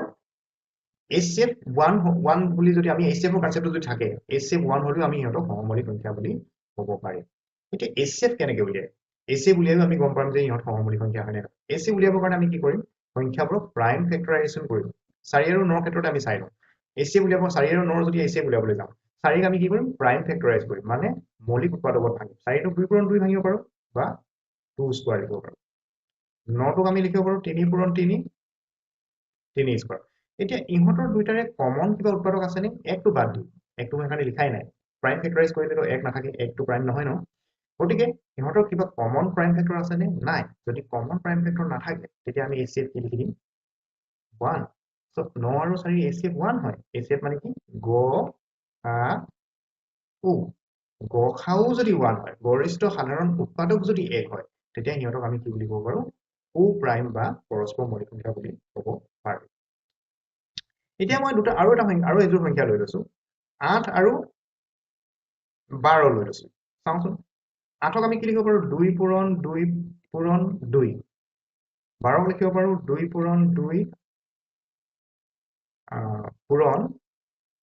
3 নহয় নে এটোক আমি 2 কিউব লিখিব পাৰো আৰু এটোক লিখিব পাৰো 2 স্কয়াৰ ইনটু 3 এতিয়া আমাৰ HCF বা গসাগু উলিয়াবৰ কাৰণে গসাগু কেনেকৈ উলিয়াই মই লগতে দেখুৱাই গৈছো মানে সমগ্ৰ এটা পদ্ধতি গসাগুৰ আৰু বিতংভাৱে অন্য পদ্ধতিখিনি আমি পিছলৈ শিকিম এতিয়া গসাগু উলিয়াবৰ কাৰণে আমি চাব লাগিব যে ইয়াত কিমান আছে 2 কিউব আছে আৰু ইয়াত কি আছে 2 স্কয়াৰ দুইটাতে 2 আছে কিন্তু ইয়াত কিন্তু ঘাত 3 আছে ইয়াত ঘাত 2 আছে সৰু ঘাতটো লম তাৰ মানে 2 স্কয়াৰ হ'ব আৰু ইয়াত 3 আছে ইয়াত 3 আছে নে নাই লব নোৱাৰো নহয় নে গতিকে আৰু একো লনো এটো লবই নালাগে নাই কাৰণে নলও তেতিয়াহলে আমি দুইটাৰে গসাগু কিমান পালো ইহঁত দুটাৰ গসাগু আমি 4 পালো যদি 4 গসাগু হল গসাগুটো 1 হ'ব লাগিছিলে 1 হলেহে আমি সহমৌলিক বুলি ক'ব কিন্তু 4 হল 4 হোৱাৰ লগে লগে ই সহমৌলিক হ'বনে ইহঁত বা পৰস্পৰ মৌলিক হ'বনে নহয় গতিকে 8 আৰু 12 পৰস্পৰ মৌলিক নহয় নহয়নে গসাগু যেহেতু 4 হৈ গল গসাগু 4 হোৱাৰ কাৰণে ইহঁতক আমি পৰস্পৰ মৌলিক সংখ্যা বুলি ক'ব নোৱাৰে ইজ ইট ক্লিয়াৰ বন্ধুসকল আমি এতিয়া জানিবলৈ চেষ্টা কৰো ফেক্টৰছ এণ্ড মাল্টিপলছ অৰ্থাৎ উৎপাদক আৰু গুণিতক উৎপাদকক গুণনীয়ক বুলিও কয় এতিয়া সংজ্ঞাটো আমি জানি লওঁ সংজ্ঞাবোৰ কি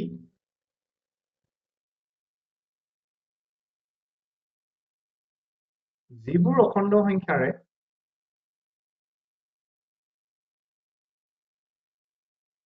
কোনো এটা সংখ্যা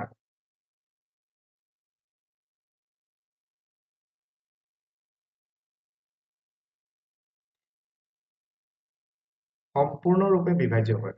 সম্পূৰ্ণ বিভাজ্য হয়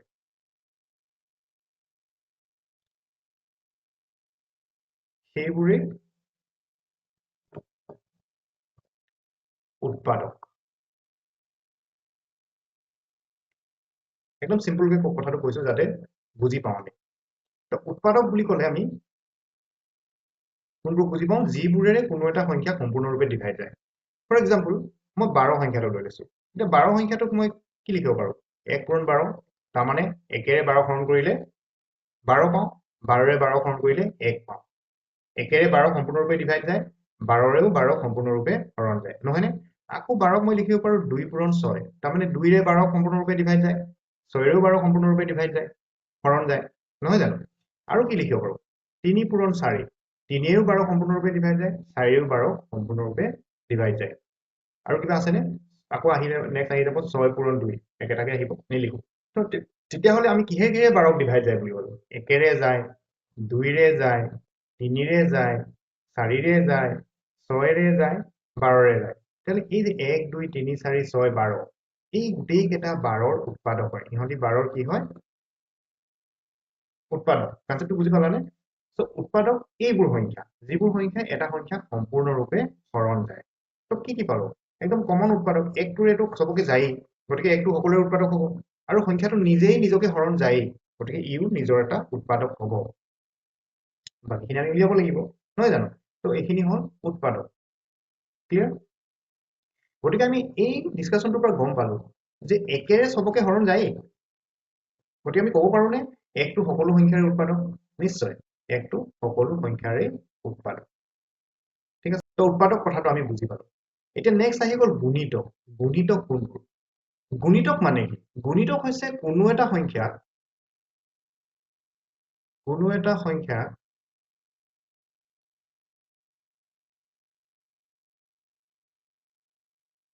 অন্য অখণ্ড সংখ্যাৰে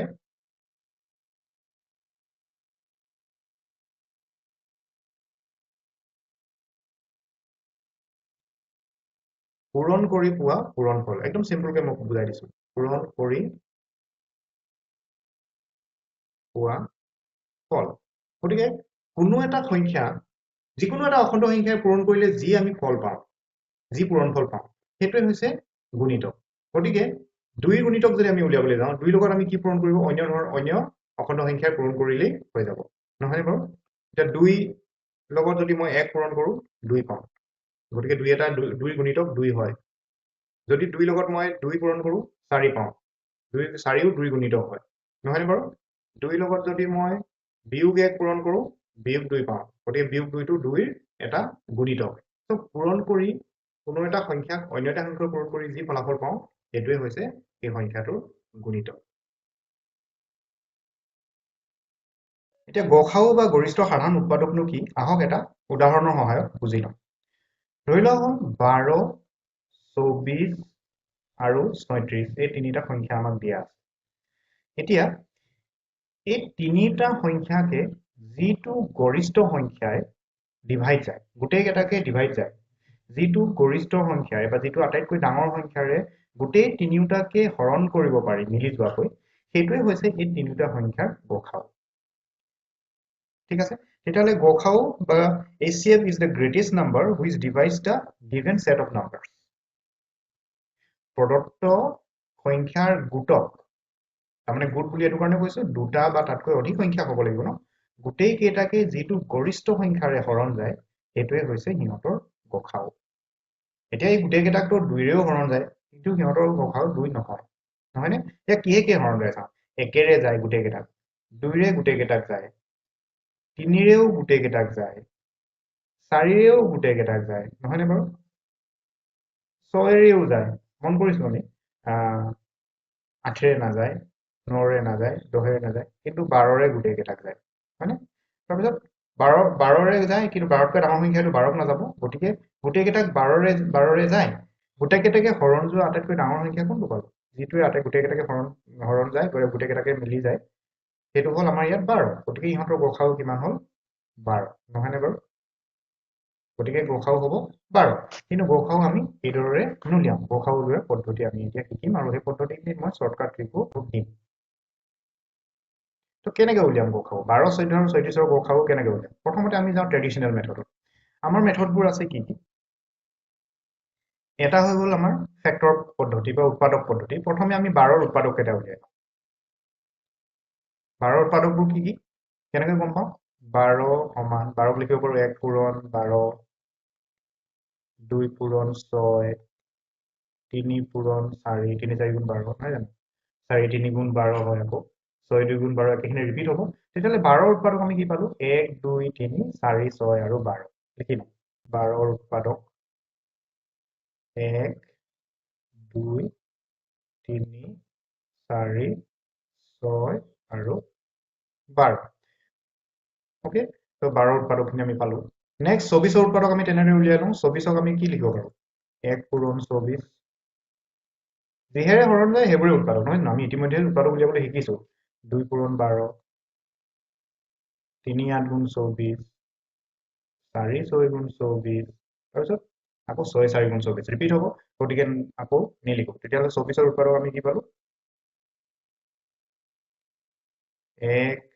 2 3 4 6 8 12 24 ওকে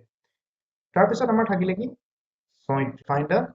factors of 36 36ক আমি লিখিব পাৰো 1 পূৰণ 36 2 পূৰণ 18 3 12 গুণ 36 4 9 গুণ 36 6 6 গুণ 36 তাৰপিছত 8 8 9ৰেহে যাব 9 4 গুণ 36 হ'ব আকৌ ৰিপিট হ'ব সো 36ৰ উৎপাদক কেইটা আমি কি পালো 36ৰ উৎপাদক সমান পালো 1 2 3 4 6 9 12 18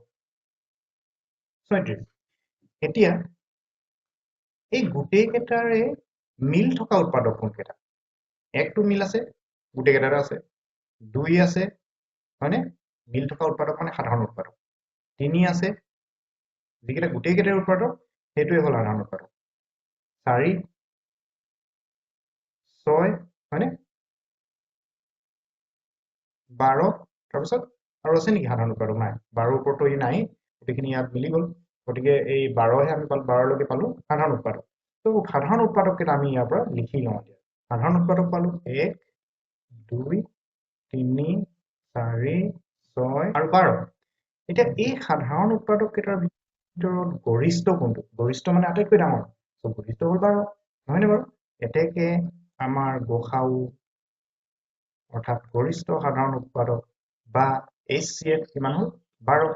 নহয়নে বাৰু এইটোৱে হ'ল গৰিষ্ঠ সাধাৰণ উৎপাদক উলিওৱাৰ এটা পদ্ধতি আৰু এইটো হ'ল আমি ইয়াক মেথড 1 বুলি লিখিলো এইটো আমাৰ কাৰণে মেথড 1 মাত্ৰ উৎপাদক উলিয়াবলৈ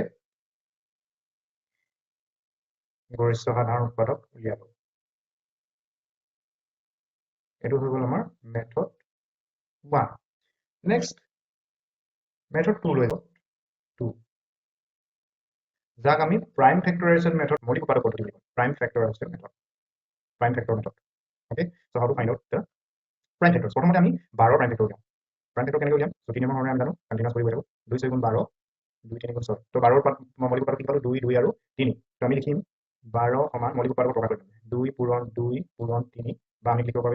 2 square into 3 okay so next আমি লিখিম নেক্সট উলিয়াম কাৰ 34 24 24 2 12 গুণ 24 আৰু 12 কাৰণে আমি এটা পাই লৈছো গতিকে 2 এটা বেছি আহিলে আৰু এইটা আহিব নহয় জানো গতিকে এটা লিখিম 24 সমান আমি লিখিব পাৰো মাত্ৰ 2 এটা পাৰিব 2 পূৰণ 2 পূৰণ 2 পূৰণ 3 বা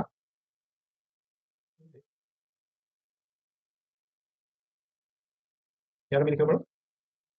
2 কিউব ইনটু 3 2 কিউব 8 8 24 এনেকুৱা আমি ভাবিব পাৰো 2 কিউব ইনটু 3 তাৰপিছত আহিলে 36 36 আমি লিখিব 2 গুণ 2 এক থাকিলে 11 6 16 হ'ল 2 গুণ 2 9 গুণ 18 9 মানে 3 3 গুণ 9 36 কি হ'ব 36 ইকুৱেল টু হ'ল 2 কেইটা দুটা তো ডাইৰেক্টলি মই 2 স্কয়াৰ লিখিব পাৰো ইনটু 3 কেইটা দুটা 3 স্কয়াৰ বুলি লিখিব পাৰো গতিকে এই মৌলিক উৎপাদক পদ্ধতি আমি যেতিয়া গসাউ উলিয়াম তেতিয়া ইয়াত আমি কি কৰিম আমি সাধাৰণ উৎপাদক কেইটা সাধাৰণ মৌলিক উৎপাদক কেইটা উলিয়াম আৰু সেইকেইটা পূৰণ কৰিলে আমাৰ গসাউ এতেকে গসাউ সমান আমাৰ ইয়াত হ'ব গোটেইকেইটাতে 2 আছে কিন্তু 2 লঘিষ্ঠ যিটো পাৱাৰ লঘিষ্ঠ যিটো ঘাত সেইটো আমি চাম 2 স্কয়াৰ 2 কিউব আৰু 2 স্কয়াৰ গতিকে লঘিষ্ঠ 2 স্কয়াৰ লঘিষ্ঠ কোনটো 2 স্কয়াৰ লঘিষ্ঠ গোটেইকেইটা 3 আছে নে আছে 3 3 আৰু ইয়াত 3 স্কয়াৰ গোটেইকেইটা 3 আছে কিন্তু লঘিষ্ঠ ঘাত কিমান 1 ঠিক আছে অনলি 3 তো 4 3 গুণ 12 আমাৰ গসাউ 12 ওলালে দ্বিতীয় পদ্ধতিটো আমাৰ একেটাই গসাউ ওলালে ঠিক আছে এইটো মেথড 2 দিস ইজ মেথড 2 এতিয়া আমি শিকিম মেথড 3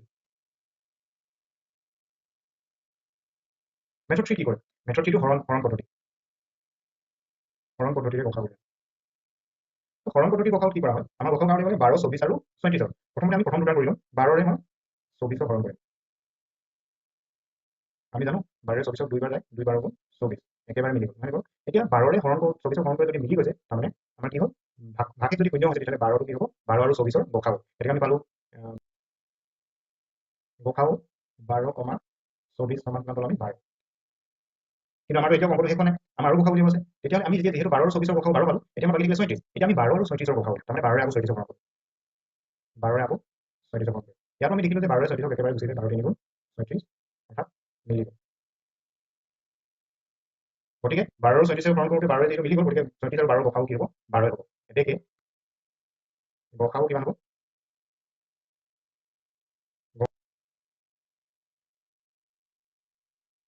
12 হ'ল গতিকে আমাৰ ফাইনেল এনসাৰ কি আহিব আমি গোটেই তিনিটাৰ গসাউ সেইকাৰণে কামটো কৰিব পাৰোঁ গোটেই তিনিটাৰে গসাউ আমাৰ গোটেই তিনিটাৰে গসাউ কি হ'ব 12 হ'ব এতেকে গসাউ 12, 24, 34 সমান 12 হ'ব ওকে সো এইটো আছিল আমাৰ থাৰ্ড পদ্ধতি এতিয়া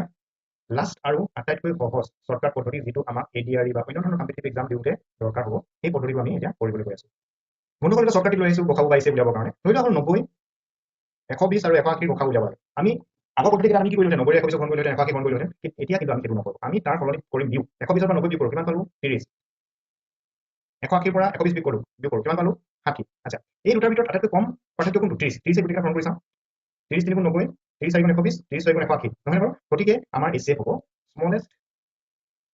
ডিফাৰেন্স যিটো গোটেইকেইটা হৰণ যায় সেইটোৱে হ'ব এই ক্ষেত্ৰত আমাৰ HCF ঠিক আছে হয়নে শৰ্টকাট পদ্ধতি অনুকূল আৰু এটা এক্সাম্পল লৈ লৈছো 36 36 63 আৰু 72ৰ গসা উলিয়াব নহয় নে বাৰু ইহঁতৰ গসা উলিয়াবলৈ আমি কি কৰোঁ আকৌ একেটা পদ্ধতি ইহঁতৰ আমি কি কৰোঁ 63 পৰা 36 বিয়োগ কৰি পালো 27 72 আৰু 63 পাৰ্থক্য পালো কিমান 9 এতিয়া আমি কৈছিলো যে স্মলেষ্ট মানে চাব লাগে 9 ৰে কৰি চাওঁ 9 ৰে যদি আমি ইহঁতক হৰণ কৰি দিওঁ 9 4 গুণ 36 9 7 গুণ 63 9 8 গুণ 72 গোটেই গুচি যায় হয় না এটাকে এই ক্ষেত্ৰত আমাৰ এসএ কিমান হৈ গ'ল এই ক্ষেত্ৰত এসএ হৈ গ'ল 9 গতিকে আমাৰ খুব বেছি 3-4 ছেকেণ্ডত আমাৰ গসাউটো ওলাই আহে গতিকে এইটো হ'ল এটা খুব ধুনীয়া শৰ্টকাট এসএ উলিয়াবৰ কাৰণে গতিকে আমি এসএ উলিওৱাৰ ক্ষেত্ৰত এই সহজ পদ্ধতিটো প্ৰয়োগ কৰি এমসিকিউ সমাধান সহজে কৰিব পাৰি বন্ধুসকল এতিয়া আমি শিকিবলৈ গৈ আছো এলসিএম বা লসাগু মানে কি লঘিষ্ঠ সাধাৰণ গু মানে গুণিত গুণিত কোনটো সংখ্যা আমি ইতিমধ্যে পাই আহিছো যে কোনো এটা সংখ্যা অন্য সংখ্যাৰ পূৰণ কৰি যি পূৰণফল পাওঁ সেইটোৱে হৈছে গুণিত এতিয়া লসাগু হ'ল লঘিষ্ঠ সাধাৰণ গুণিত কোনো দুটা সংখ্যাৰ সাধাৰণ গুণিতবোৰ ভিতৰত যিটো আটাইতকৈ সৰু সেইটোৱে হৈছে লঘিষ্ঠ সাধাৰণ গুণিত এতিয়া কেনেকৈ উলিয়াম লঘিষ্ঠ সাধাৰণ গুণিত এটা উদাহৰণ লৈ লওঁ আমি 6 আৰু 8ৰ এলসিএম বা লসাগু উলিয়াম লসাগু উলিয়াই পেলাই আমি উদাহৰণটো চাই লওঁ লসাগু বা লঘিষ্ঠ সাধাৰণ গুণিত উলিয়াবলৈ আমি প্ৰথমতে কি কৰিম গুণিত কৰিম 6 গুণিত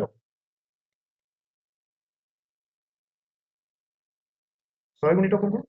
6 নেউটাত যিবোৰ আহিব 6 গুণ 6 6 2 গুণ 12 6 3 গুণ 18 তাৰমানে 6 লগত কিবা পূৰণ কৰি গ'লেই হ'ল 6 4 গুণ 24 6 5 গুণ 30 37 নহয়নে 42 48 so on next ঠিক আৰু গৈ থাকিব কিন্তু মই 10লৈকে লিখিছো 10 গুণলৈকে লিখিছো তাৰপিছত আমি লিখো 8ৰ গুণিত 8ৰ গুণিত কি হ'ব 8 8 2 গুণ 16 8 3 গুণ 24 8 4 গুণ 32 8 5 গুণ 40 8 4 গুণ 48 হয়নে 8 7 গুণ 56 8 8 গুণ 64 8 9 গুণ 72 8 9 গুণ 8 ওকে এতিয়া আমি বাছিব লাগে সিহঁতৰ সাধাৰণ গুণিত সাধাৰণ মানে দুইটাতে থকা কমন হ'ব লাগিব 6 নাই 12 নাই 18 নাই 24 আছে দুইটাতে আছে নে 24 আছে 30 নাই 36 নাই 42 নাই 48 আছে দুটা পাল সাধাৰণ গুণিত so on ইয়াত নাই 60 লৈকে লিখিলো কিন্তু আৰু আমি সাধাৰণ গুণিতক এইডোখৰ ভিতৰত পোৱা নাই কিন্তু দুটা সাধাৰণ গুণিতক আমি পালো গতিকে আমাৰ কাৰণে যথেষ্ট গতিকে সাধাৰণ গুণিতক আমি দুটা লিখিছো সাধাৰণ গুণিতক কাৰণ আমাক লঘিষ্ঠটোহে লাগে সাধাৰণ গুণিতক কি পালো 24 আৰু 48 ডট ডট আৰু গৈ থাকিব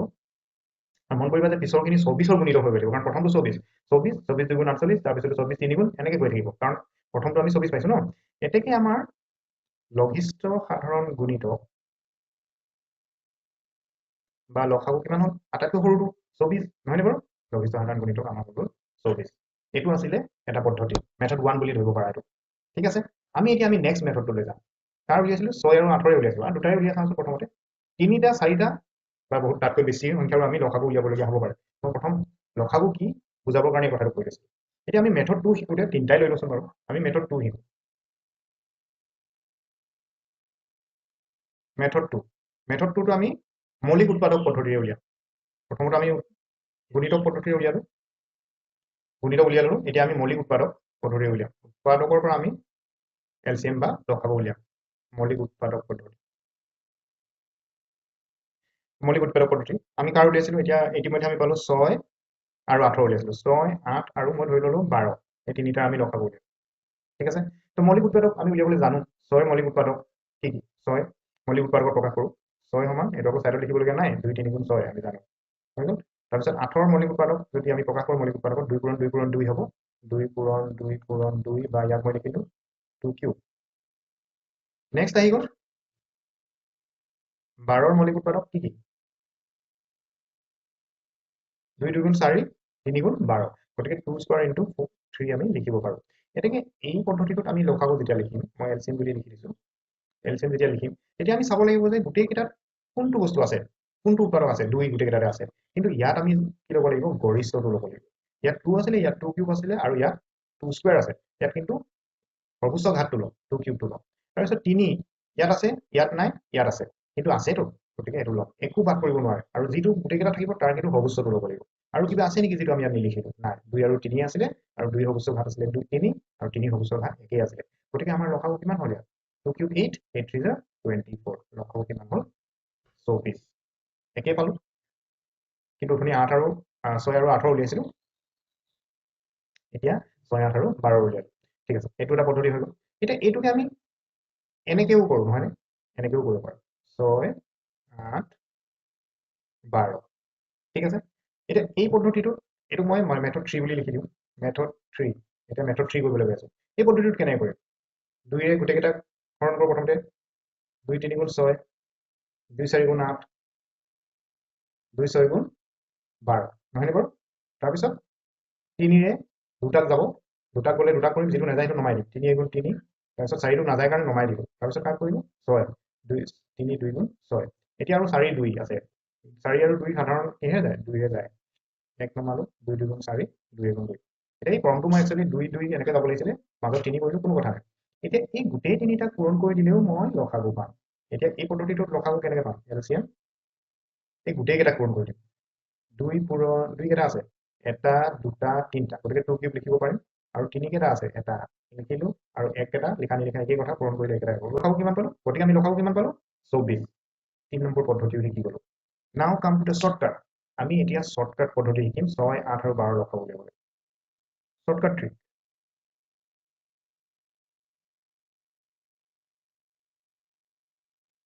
এতিয়া আমি 6 8 আৰু 12 ৰ এলচিএম এটা শৰ্টকাট পদ্ধতি উলিয়াম 6 8 আৰু 12 এতিয়া এই তিনিটা সংখ্যাৰ ভিতৰত আটাইতকৈ ডাঙৰটো কিমান 12 ঠিক আছে এতিয়া এই দুটাৰে 12ক যায় নেকি আমি চাম 6 ৰে যায় 6 কাটি দিলো 8 ৰে নাযায় কিন্তু 8টোক আমি ভাঙি ল'ব পাৰো 2 আৰু 4 ৰ পূৰণফল হিচাপে ইয়াৰ ভিতৰত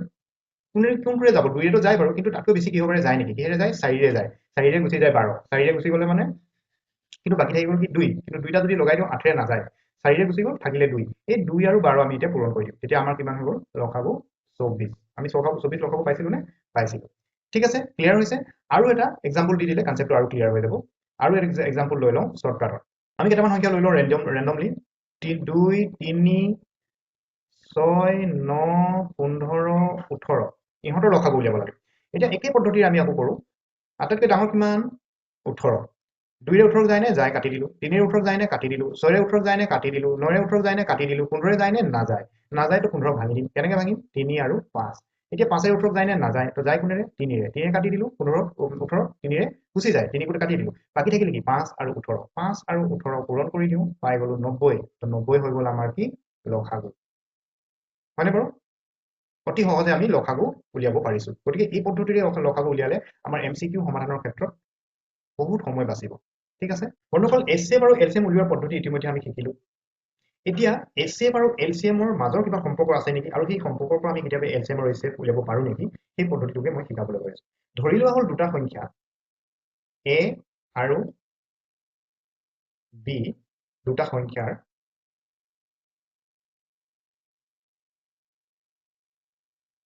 এছচিএফ আমাক দিয়া আছে কি দিয়া আছে এছচিএফ দিয়া আছে আৰু উলিয়াব লাগে এলচিএম উলিয়াব লাগে বা কেতিয়াবা আমাৰ এনেকুৱা হ'ব দুটা সংখ্যাৰ এলচিএম দিয়া আছে আৰু এছচিএফ উলিয়াব লাগে তেতিয়া আমি কি কৰিম আমি দুটা সংখ্যাৰ আকৌ এলচিএমটো বেলেগ এটা পদ্ধতিৰে এই সংখ্যা দুটাৰ এলচিএমটো আকৌ আমাৰ হৰণ পদ্ধতিৰে বা উৎপাদক বিশ্লেষণ পদ্ধতিৰে নিৰ্ণয় কৰিম নেকি নিশ্চয় নকৰো কাৰণ তাৰ বাবে এটা সূত্ৰ আছে আৰু সেই সূত্ৰটো ব্যৱহাৰ কৰিলে আমি অতি সহজে সংখ্যা দুটাৰ এছচিএফৰ পৰা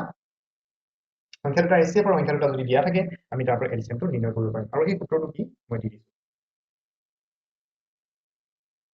সেই সূত্ৰটো হৈছে HCF পূৰণ LCM সমান A পূৰণ B অৰ্থাৎ সংখ্যা দুটাৰ পূৰণফল HCF আৰু LCM পূৰণফল সংখ্যা দুটাৰ পূৰণফলৰ সমান হয় গতিকে মোক যদি HCF দিয়া থাকে আৰু সংখ্যা দুটা দিয়া থাকে মই সহজে LCM উলিয়াব পাৰিম যদি মোক সংখ্যা দুটা দিয়া আছে আৰু LCM দিয়া আছে মই তেতিয়া HCF উলিয়াব পাৰিম নতুবা HCF আৰু LCM দিয়া আছে আৰু এটা সংখ্যা দিয়া আছে তেতিয়াহ'লে আনটো সংখ্যা আমি সহজে উলিয়াব পাৰিম গতিকে এইটো এটা অতি গুৰুত্বপূৰ্ণ সূত্ৰ যাৰ সহায়ত আমি দুটা সংখ্যাৰ ক্ষেত্ৰত HCF LCM দিয়া থাকিলে LCM উলিয়াব পাৰিম আৰু LCM দিয়া থাকিলে HCF উলিয়াব পাৰিম বা এটা সংখ্যা দিয়া থাকিলে আনটো সংখ্যা উলিয়াব পাৰিম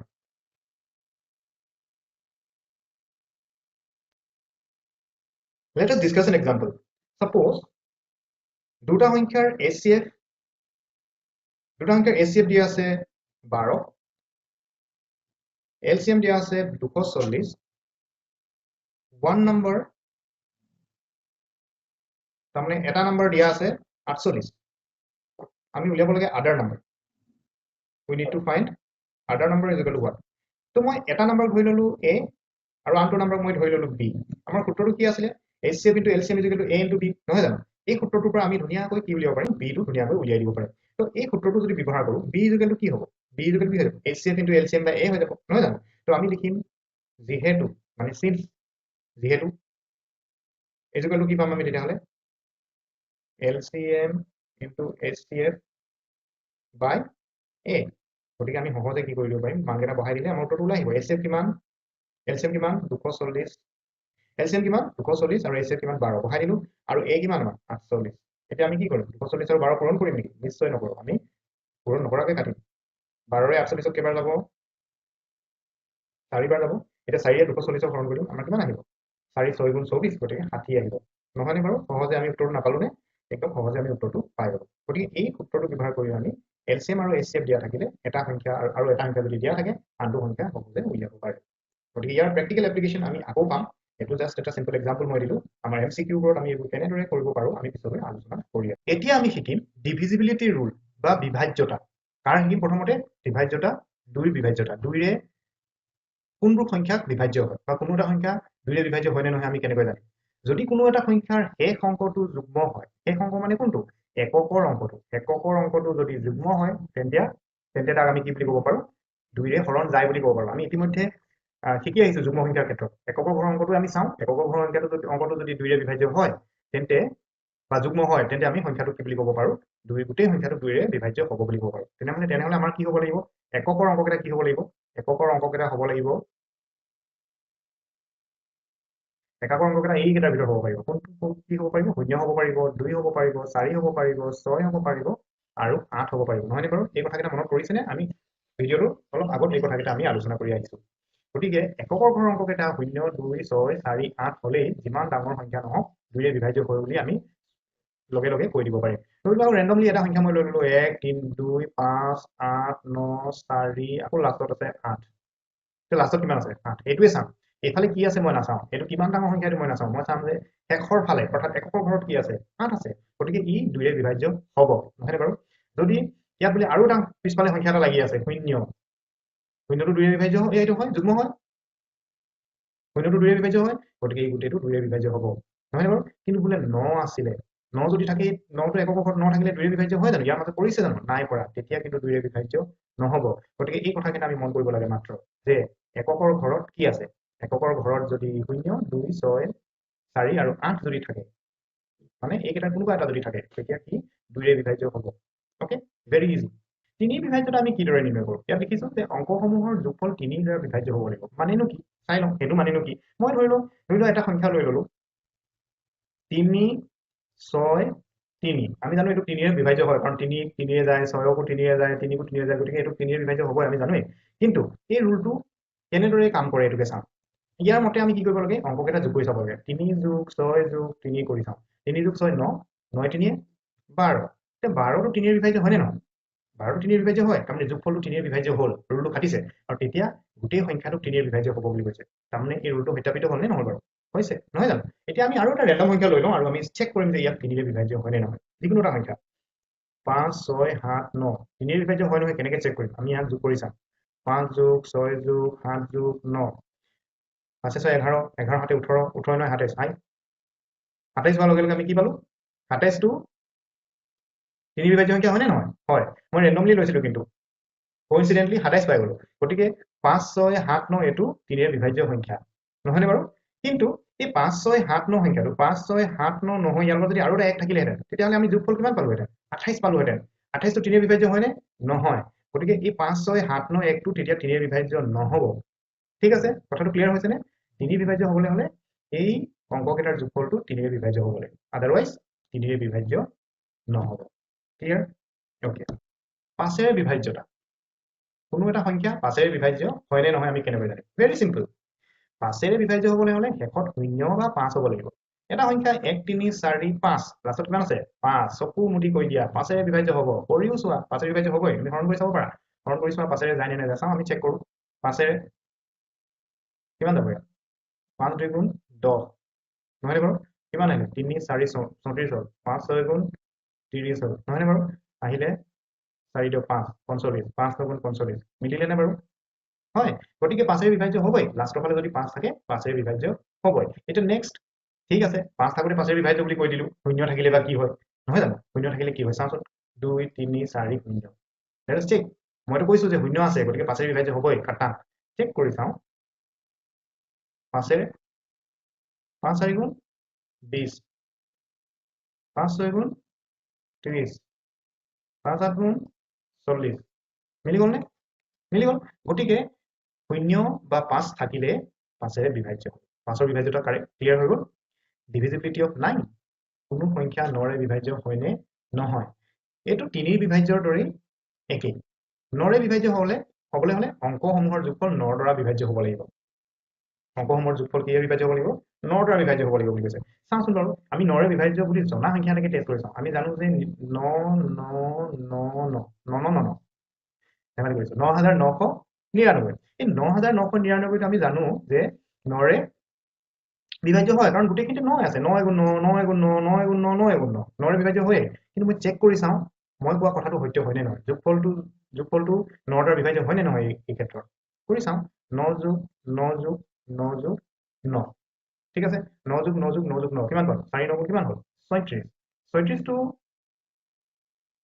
9 ঘৰত আছে নে 9 ৰে 36 বিভাজ্য হয় নে হয় 9 ৰে 36 বিভাজ্য হয় আৰু সেই নিয়মটো অনুসৰি সেইকাৰণে ইউ 9 ৰে বিভাজ্য হ'ব লাগে আমি জানো ই 9 ৰে বিভাজ্য হয় আৰু যোগফল কেইটাও দেখিলো যে 9 ৰে বিভাজ্য হয় গতিকে ডিভিজিবিলিটি ৰুল অফ 9 টো আমাক ইয়াত সত্যাপিত হৈছে নহয় জানো এতিয়া আমি ৰেন্ডম এটা সংখ্যা লৈ লওঁ আৰু এটা সংখ্যা লৈ লৈছো সাপোজ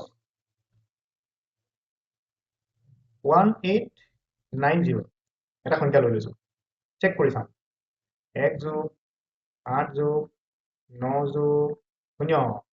কিমান পাম 1 8 9 9 18 18 18 18ক 9 ৰে হৰণ যায়নে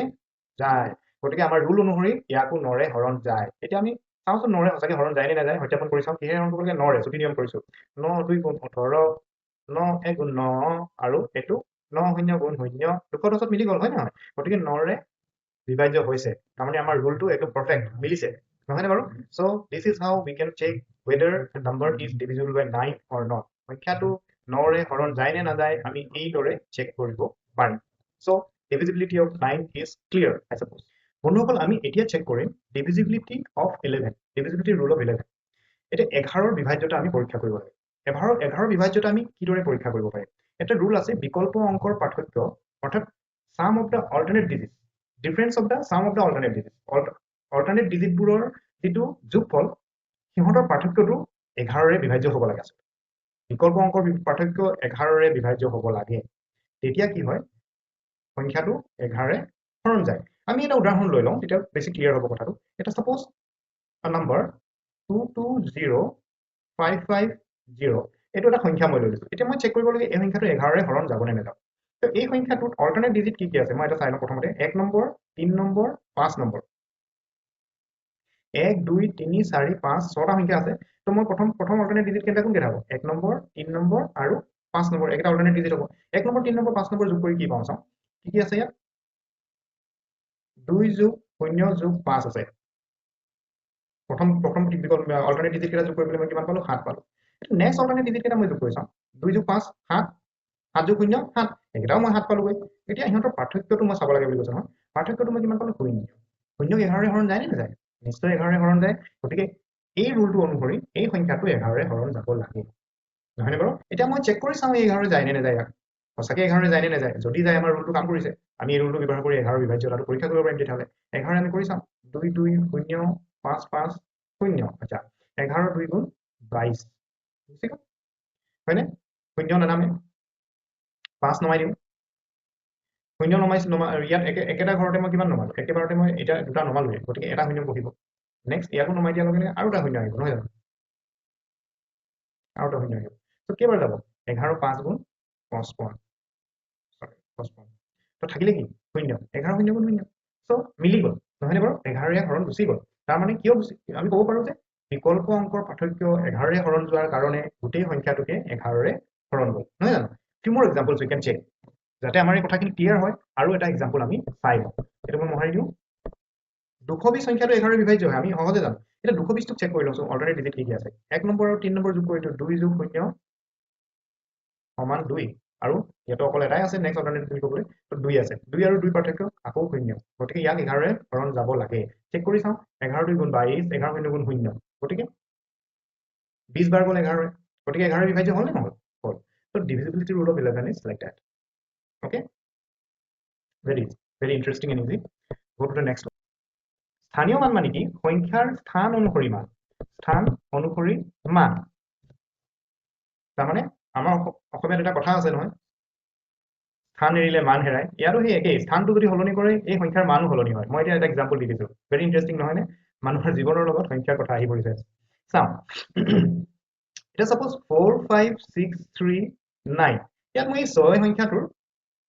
আৰু এটা লৈ লৈছো আকৌ এটা 6 লৈ লৈছো মই 6 যেহেতু ধৰিলো পিছফালে আকৌ 6 এটা লৈ ললো এই সংখ্যাটো ভয় লাগিছে নি বহুত ডাঙৰ সংখ্যা হয় একো ডাঙৰ সংখ্যা নহয় একদম সিম্পলকৈ আমি কাম কৰিম এতিয়া এই 6 সংখ্যাটোৰ যদি মই স্থানীয় মান উলিয়াও ইয়াৰ স্থানীয় মান কি হ'ব স্থানীয় মানটো মই বুজাম এতিয়া ইয়াৰ স্থানীয় মান কি হ'ব স্থানীয় মান কি হয় কেনেকৈ পাওঁ স্থানীয় মান একক দশক শতক হাজাৰ আমি 6000 ইয়াৰ স্থানীয় মান নহয়নে বাৰু এই স্থানত থকাৰ কাৰণে 6 স্থানীয় মানটো কিমান 6000 হ'ব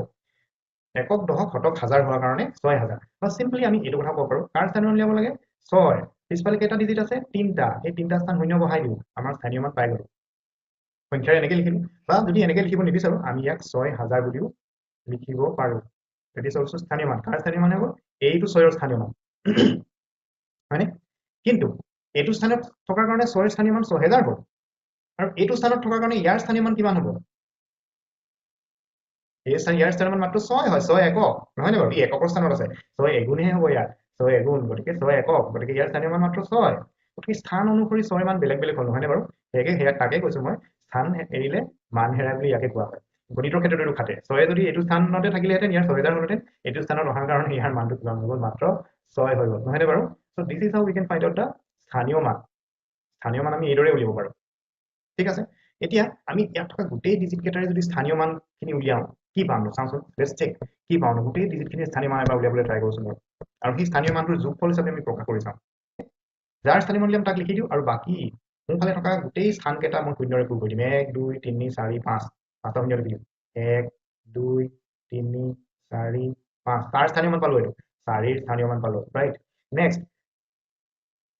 5 5ৰ স্থানীয় মান লিখিব লাগে 5 কেইটা শূন্য আছে 1 2 3 4 তিনিটা 4টা স্থান আছে 4টা শূন্যৰে পূৰাই দিওঁ 5ৰ স্থানীয় মানো লিখিলো নেক্সট 6ৰ স্থানীয় মান কেইটা শূন্য পূৰাব লাগিব 3টা 6000 ইতিমধ্যে আমি কৰি থৈছিলো নহয় বাৰু নেক্সট আহি গ'ল 3ৰ স্থানীয় মান 3 পিছফালে দুটা স্থান আছে দুটা শূন্য or you may say like this একক দশক শতক 300 সিম্পল 300 লিখিছো নহয় জানো একো বেলেগ লিখা নাই দেন একক দশক 9 দশক 9 10 গুণ 90 আৰু 6 একক 6 এগুণ 6 so আমি গোটেই অংককে স্থানীয় মান পালো ইয়াৰ গোটেই ডিজিট কেইটাৰ স্থানীয় মান মই লিখিলো নহয় জানো আৰু এই স্থানীয় মান কেইটা যদি মই যোগ কৰি দিওঁ তেতিয়া মই আকৌ এই সংখ্যাটো ঘূৰাই পাম নহয় বাৰু সেইকাৰণে এইদৰে লিখিলে ইয়াক বিস্তৃতৰ ওপৰত লিখা বুলি কোৱা হয় কিৰ ওপৰত লিখা বুলি কোৱা হয় বিস্তৃতৰ ওপৰত লিখা বুলি কোৱা হয় এইটো বহল কৰি দিলো that is why এইটো বিস্তৃত ৰূপ কোনোবা যদি ইংলিছ মিডিয়ামৰ আছা তেওঁলোকে মনত ৰাখিবা this is expanded form all knows this সকলোৱে জানে এইটো মই মাত্ৰ মনত পেলাই দিছো ওকে মই মাত্ৰ মনত পেলাই দিছো কাৰণ এডিআৰই এক্সাম দিবলৈ যোৱা সকলোৱে জিনি আছে এসময়ত তেওঁলোকে পঢ়িয়ে থৈছে এইবোৰ মাত্ৰ দিন বাগৰৰ কাৰণে গণিতৰ লগত সম্বন্ধটো অকণমান এৰি যোৱাৰ কাৰণে তেওঁলোকৰ গণিত বিষয়টো অকণমান টান হৈ পৰিছে কিন্তু মই এতিয়া সেইখিনি মাত্ৰ মনত পেলাবলৈ যত্ন কৰিছো so this is how we can write expanded form বা বিস্তৃত ৰূপ তেতিয়াহ'লে ইয়াকনো কি বুলি কয় এইদৰে লিখাটোকনো কি বুলি কয় এইটো কোৱা হয় সংক্ষিপ্ত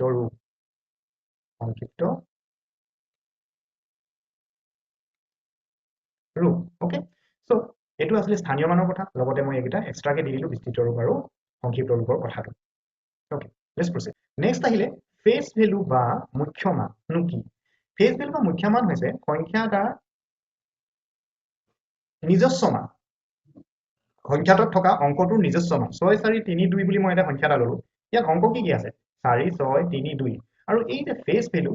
ইয়াৰ স্থানৰ ওপৰত নিৰ্ভৰ নকৰে ফেচ ভ্যালুটো ইয়াৰ স্থানৰ ওপৰত নিৰ্ভৰ নকৰে 4 ফেচ ভ্যালু 4 হ'ব 6 ফেচ ভ্যালু 6 হ'ব 3 ফেচ ভ্যালু 3 হ'ব 2 ফেচ ভ্যালু 2 হ'ব ইয়াৰ নিজস্ব মান এইটো ই স্থানৰ ওপৰত নিৰ্ভৰ নকৰে স্থানীয় মানেহে স্থানৰ ওপৰত নিৰ্ভৰ কৰে ফেচ ভ্যালু স্থানৰ ওপৰত নিৰ্ভৰ নকৰে ই য'তেই থাকিলেও তাৰ স্থানীয় মান কিন্তু একেই হ'ব আচ্ছা এটা কথা মোৰ ক'বলৈ থাকি গ'ল শূন্যৰ স্থানীয় মান কি হয় শূন্য যদি শতকৰ ঘৰত আছে শূন্যৰ স্থানীয় মান কি হ'ব শূন্যৰ স্থানীয় মান আৰু মুখ্য মান একে হয় শূন্যৰ স্থানীয় মানেই হওক বা মুখ্য মানেই হওক সদায় শূন্যই হয় এই কথাটো মনত ৰাখিবা শূন্যৰ স্থানীয় মান আৰু মুখ্য মান বা নিজস্ব মান ফেচ ভেলু সদায় শূন্যই হ'ব পইণ্ট টু বি নোটেড ঠিক আছে এইটো কেতিয়াবা কনফিউজ হোৱা দেখা যায় শূন্য বোলে 100 ঘৰত আছে তেতিয়াও শূন্যটো শূন্য হ'ব মুখ্য মানো তাৰ শূন্য হ'ব আৰু বাকী অংকবোৰৰ মুখ্য মান সদায় তাৰ নিজস্ব মানটোৱে হ'ব কিন্তু স্থানীয় মানটোৱে স্থান অনুসৰি সলনি হয় সো এইটোৱে আছিলে মুখ্য মান বা ফেচ ভেলুৰ ওপৰত ক'বলগীয়া পৰৱৰ্তী সংখ্যা সো সাকসেছৰ বা পৰৱৰ্তী সংখ্যা কি নামটোতে ইয়াৰ অৰ্থ লুকাই আছে পৰৱৰ্তী মানে পিছৰটো কেনেকৈ পায় যোগ এক কৰিলে পিছৰটো পায় হয় নহয় 9ৰ পৰৱৰ্তী সংখ্যা কি 10 11ৰ পৰৱৰ্তী সংখ্যা কি 12 নহয় জানো সো এইখিনি সহজ কাৰণে মুখতে কৈ দিছো এতিয়া মোক যদি কোনোবাই দি দিলে 999 ইয়াৰ পৰৱৰ্তী সংখ্যা কি মোক ঘপককৈ মোৰ মনলৈ নাহিব পাৰে সো হোৱাটছ দ্য ৰুল +1 কৰি দিবা +1 কৰি দিয়াৰ লগে লগে আমি ইয়াৰ পৰৱৰ্তী সংখ্যাটো পাই গলো 9 1 10 9 1 থাকিলে ন 9 1 10 9 1 10 1000 নহয়নে ইয়াৰ পৰৱৰ্তী সংখ্যা 1000 এতিয়া ইয়াতে মোৰ এটা কথা মনত পৰিছে যে 3 অংকৰ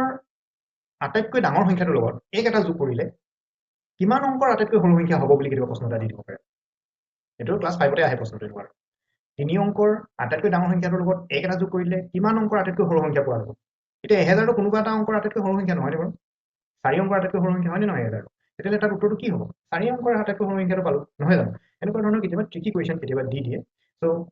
অতি সহজ কিন্তু আমাৰ কথা এষাৰ আছে নহয় পচলাতেই দাঁত ভাঙে হাতীৰ দাঁত বোলে কেতিয়াবা পচলা খাওঁতে ভাঙি যায় সো এনেকুৱা ধৰণৰ অংকৰ ক্ষেত্ৰতো আমাৰ কেতিয়াবা দাঁত ভাঙি যাব পাৰে সো ডেট ইজ ৱাই আমি এইবোৰ ইগনোৰ কৰিব নালাগে নেগলেক্ট কৰিব নালাগে মনোযোগ দিব লাগে গতিকে কিপ ট্ৰাইং গো এহেড আমি নিশ্চয় সফল হ'ম নহয় জানো প্ৰেডিচেছৰ বা পূৰ্বৱৰ্তী সংখ্যা হোৱাট ইজ প্ৰেডিচেছৰ অৰ পূৰ্বৱৰ্তী সংখ্যা আগৰ সংখ্যাটো আগৰ সংখ্যা পিছৰ সংখ্যা আমি সৰুকালতে পাই আহিছো কিন্তু ইও কেতিয়াবা আমাক জঞ্জাল লগাই দিয়ে আমাক এতিয়া ইয়াৰ প্ৰশ্ন আহি যাব পাৰে নহয় জানো তো পূৰ্বৱৰ্তী সংখ্যাৰ কাৰণে ট্ৰিক ইজ হোৱাট -1 সিম্পল -1 এটা কৰি দিওঁ ঘপককে সুধি দিলে আমাক 1000ৰ পূৰ্বৱৰ্তী সংখ্যা কি মনলৈ কেতিয়াবা নাহিব পাৰে বা আহিলেও কেতিয়াবা আমি ভুল লিখি দিব পাৰো so simple trick is what 10,000 পূৰ্বৱৰ্তী সংখ্যা ওলাবলৈ আমি চিম্পলি এক এটা মাইনাছ কৰি দিম 10ৰ এক গ'লে থাকিল 9 9 9 9 এটা নামি আহিব 9999 সো প্ৰেডিচেছৰ বা পূৰ্বৱৰ্তী সংখ্যা কাৰণে আমি বিয়োগ এক কৰি দিলো নহয় জানো 790ৰ পূৰ্বৱৰ্তী সংখ্যা কি প্ৰশ্ন হ'ব পাৰে সিম্পল নহ'ব পাৰে মই এনে কথা এটা কৈছো so how will I get this 10ৰ পৰা এক বিয়োগ কৰি দিলো 9 ইয়াত থাকি গ'ল 8 আৰু ইয়াত আছে কিমান 7 789 ভেৰি সিম্পল সো এইটো হ'ল পূৰ্বৱৰ্তী সংখ্যা বন্ধুসকল আমি কেইটামান MCQৰ সমাধান কৰো যিবোৰ আগতে পৰীক্ষাত আহি গৈছে এটা সিম্পল কুৱেশ্যন 24 আৰু 36ৰ HCF কিমান আমি কি কৰিম এতিয়া এইটো সমাধান কৰিবলৈ যাওঁতে আমি একেবাৰে 24ক আমি এদৰে মণিপুৰ পাতকত ভাঙিম 36ত মণিপুৰ পাতকত ভাঙিম নে মনত পেলাওকচোন এইটো কৰিম নে আমি নিশ্চয় নকৰো মই ইয়াৰ শৰ্টকাট দিছো হয় নহয় HCF আৰু LCM আমি শৰ্টকাট পাইছো আৰু যেহেতু অপচন আছে তো আমাৰ কাৰণে আৰু সহজ হৈ গৈছে কেনেকৈ 24 আৰু 36 what is the shortcut difference find the difference 36 আৰু 24ৰ ডিফাৰেন্স কিমান 12 ওকে 12ৰে 24ক যায় 12ৰে 36ক যায় গতিকে 12 ইয়াত আছে নেকি চাই লওঁ 12 সিম্পল 12 হ'ব আমাৰ HCF বা গখাও গতিকে আমাৰ সময় কিমান লাগিলে 2 সেকেন্ড নহয়নে বাৰু বা আমি এটো যদি অনুধাৱন কৰো বেলেগ ধৰণে চাওঁ 24 যদি HCF হয় বুলি ভাবি লওঁ 24ক যায় 36ক কেতিয়াও নাযায় 4ৰে গলেও 4টো অতি সৰু সংখ্যা 4তকৈ ডাঙৰ সংখ্যা 24 আৰু 36ক যায় বুলি আমি জানো গতিকে 4 হ'বই নোৱাৰে আৰু 36ে কেৱল 36ক যায় তেনেকৈ চাব পাৰো কিন্তু হেতুত আমাৰ সময় বেছি লাগিব সো এটো আমি প্ৰথমতে কৰি ললো 12 পালো তাৰ পিছত আমি কনফাৰ্ম কৰিবৰ কাৰণে কি চাম অপচন চাম so option C is the correct answer okay so difference ল ওয়াৰ্কস হিয়াৰ HCF or difference rule আমাক ইয়াত কাম কৰিব ধুনিয়াকৈ আমি HCF ফাইন্ড কৰি দিলো okay go to the next MCQ okay বন্ধুসকল প্ৰশ্নটো আছে √2 0.5 √3/4 আৰু 5 ইয়াৰ কোনটো অপৰিমেয় তো আমি ইতিমধ্যে জানো যে আমি কেইটামান ট্ৰিক মই দি দিছিলো যে অপৰিমেয় হ'বলৈ হলে কোনটো অপৰিমেয় সংখ্যা হয় square root of those number which are not perfect squares so ইয়াত এটা স্কয়াৰ ৰুট দিয়া আছে চাও যে 2টো পাৰফেক্ট স্কয়াৰ হয় নে নহয় 2টো পাৰফেক্ট স্কয়াৰ নহয় সো ডেফিনেটলি এইটোৱে অপৰিমেয় হ'ব আমি জানো নহয় জানো আমি এক্স্যাক্টলি এই কথাটো পইণ্টটো মনত পেলোৱাৰ লগে লগে আমি ক'ব পাৰো যে square root of those number which are not perfect squares এনেকুৱা ধৰণৰ সংখ্যাৰ বৰ্গমূল যিবোৰ বৰ্গ সংখ্যা নহয় সো ইয়াত 2টো বৰ্গ সংখ্যা নহয় আৰু তাৰ ওপৰত বৰ্গমূল আছে গতিকে ই অপৰিমেয় হ'ব তো কিউমে ওলাই গ'ল আৰু অন্য ধৰণেও চেক কৰিব পাৰো 0.5 দশমিক সংখ্যা মই কৈছো দশমিক সংখ্যাবোৰ পৰিমেয় 3/4 p/q আকাৰ আছে পৰিমেয় 5 এটা পূৰ্ণ সংখ্যা বা স্বাভাৱিক সংখ্যা ই পৰিমেয় গতিকে অপৰিমেয় কোন হয় ই হয় কিন্তু আমি কেইবাটাও উপায়েৰে বস্তুটো উলিয়াব পাৰোঁ আৰু যিটো তোমালোকৰ সবতকৈ সহজ লাগে শ্বৰ্টকাট লাগে আৰু যেটো একদম পাৰফেক্ট হয় যেনেকৈ square root of those numbers which are not perfect squares is the correct answer so √2 is an irrational number okay বন্ধুসকল এই প্ৰশ্নটো মন কৰক ইয়াত কৈছে 12 আৰু 18 লসাগু কিমান আমি ইতিমধ্যে কাটাকাটি মেথডত আহি গৈছিলোঁ নহয় নে বাৰু ঘাস ঘাস কাটি দিছিলোঁ 12 18 লসাগু উলিয়াবলৈ হলে আমি কাটি দিম যিটোৱে ডাঙৰটোক যায় সেইটো কাটি দিওঁ নহয় নে তো ইয়াতে ডাঙৰ সংখ্যা কিমান 18 ওকে ভুল কৰি ললো কিন্তু 12 ৰে 18 কাটা নাযায় কিন্তু 12 ক ভাঙিব পাৰো ন 12 কেনেকৈ ভাঙিব পাৰো 2 পূৰণ 6 2 পূৰণ 6 এৰ তাৰমানে এটা সৰু আৰু এটা ডাঙৰকে ভাঙিছো তো ইয়াৰ 6 টোৱে 18 টো গুচি যাব ন 6 টোৱে 18 টো গুচি যায় কাটি দিম 12 ৰে নাযায় কিন্তু 12 ৰ আৰু এটা উৎপাদক 6 ৰে 18 গুচি যায় 6 টো কাটি দিম থাকিলে কিমান 2 আৰু 2 আৰু 18 পূৰণ কৰি দিওঁ 2 আৰু 18 পূৰণ কৰিলে কিমান পাম 36 সো আমাৰ লসাগু কিমান হ'ব ইয়াতে 36 হ'ব you may check by another method also যেহেতু এটো আমাৰ পৰীক্ষা হলে আমি প্ৰিপাৰেচনে কৰি আছো গতিকে অন্য মেথডটো আমি চেক কৰি চাম কোনটো আমি সহজে কৰিব পাৰো কিন্তু মই ভাবো যে এটো শৰ্টেষ্ট ট্ৰিক এলসিএম উলিয়াৰ এটো শৰ্টেষ্ট ট্ৰিক আৰু এটো কাম কৰি যায় এটো correct so 36 is the LCM okay বুজি পালানে খুব ধুনীয়াকৈ হৈ গল কামটো অতি সহজে গতিকে সময় বাছি যাব এই ধৰণে কৰিলে মানে go to the next one কি সুধিছে 5729 ৰ 7 ৰ ফেজ ভ্যালু কিমান ফেজ ভ্যালু মানে নিজস্ব মানটো বুলি কৈছিলো নহয় নে মানে ফেজ ভ্যালু মানে নিজস্ব মান ইয়াত কাৰণ ফেজ ভ্যালু আছে 7 ৰ phase value is nothing phase value সদায় একেটাই হ'ব মই অপচনটো ইয়াত লিখা নাই আই চিধা 7 ৰ ফেজ ভ্যালু কিমান হ'ব ইয়াতে 7 এই হ'ব phase value never change with the place স্থানৰ লগে লগে ফেজ ভ্যালু সলনি নহয় তো 7 ৰ ফেজ ভ্যালু ইয়াত 7 এই হ'ব so the correct answer will be 7 next প্ৰশ্নটো সুধিছে আটাইতকৈ সৰু পূৰ্ণ সংখ্যা কোনটো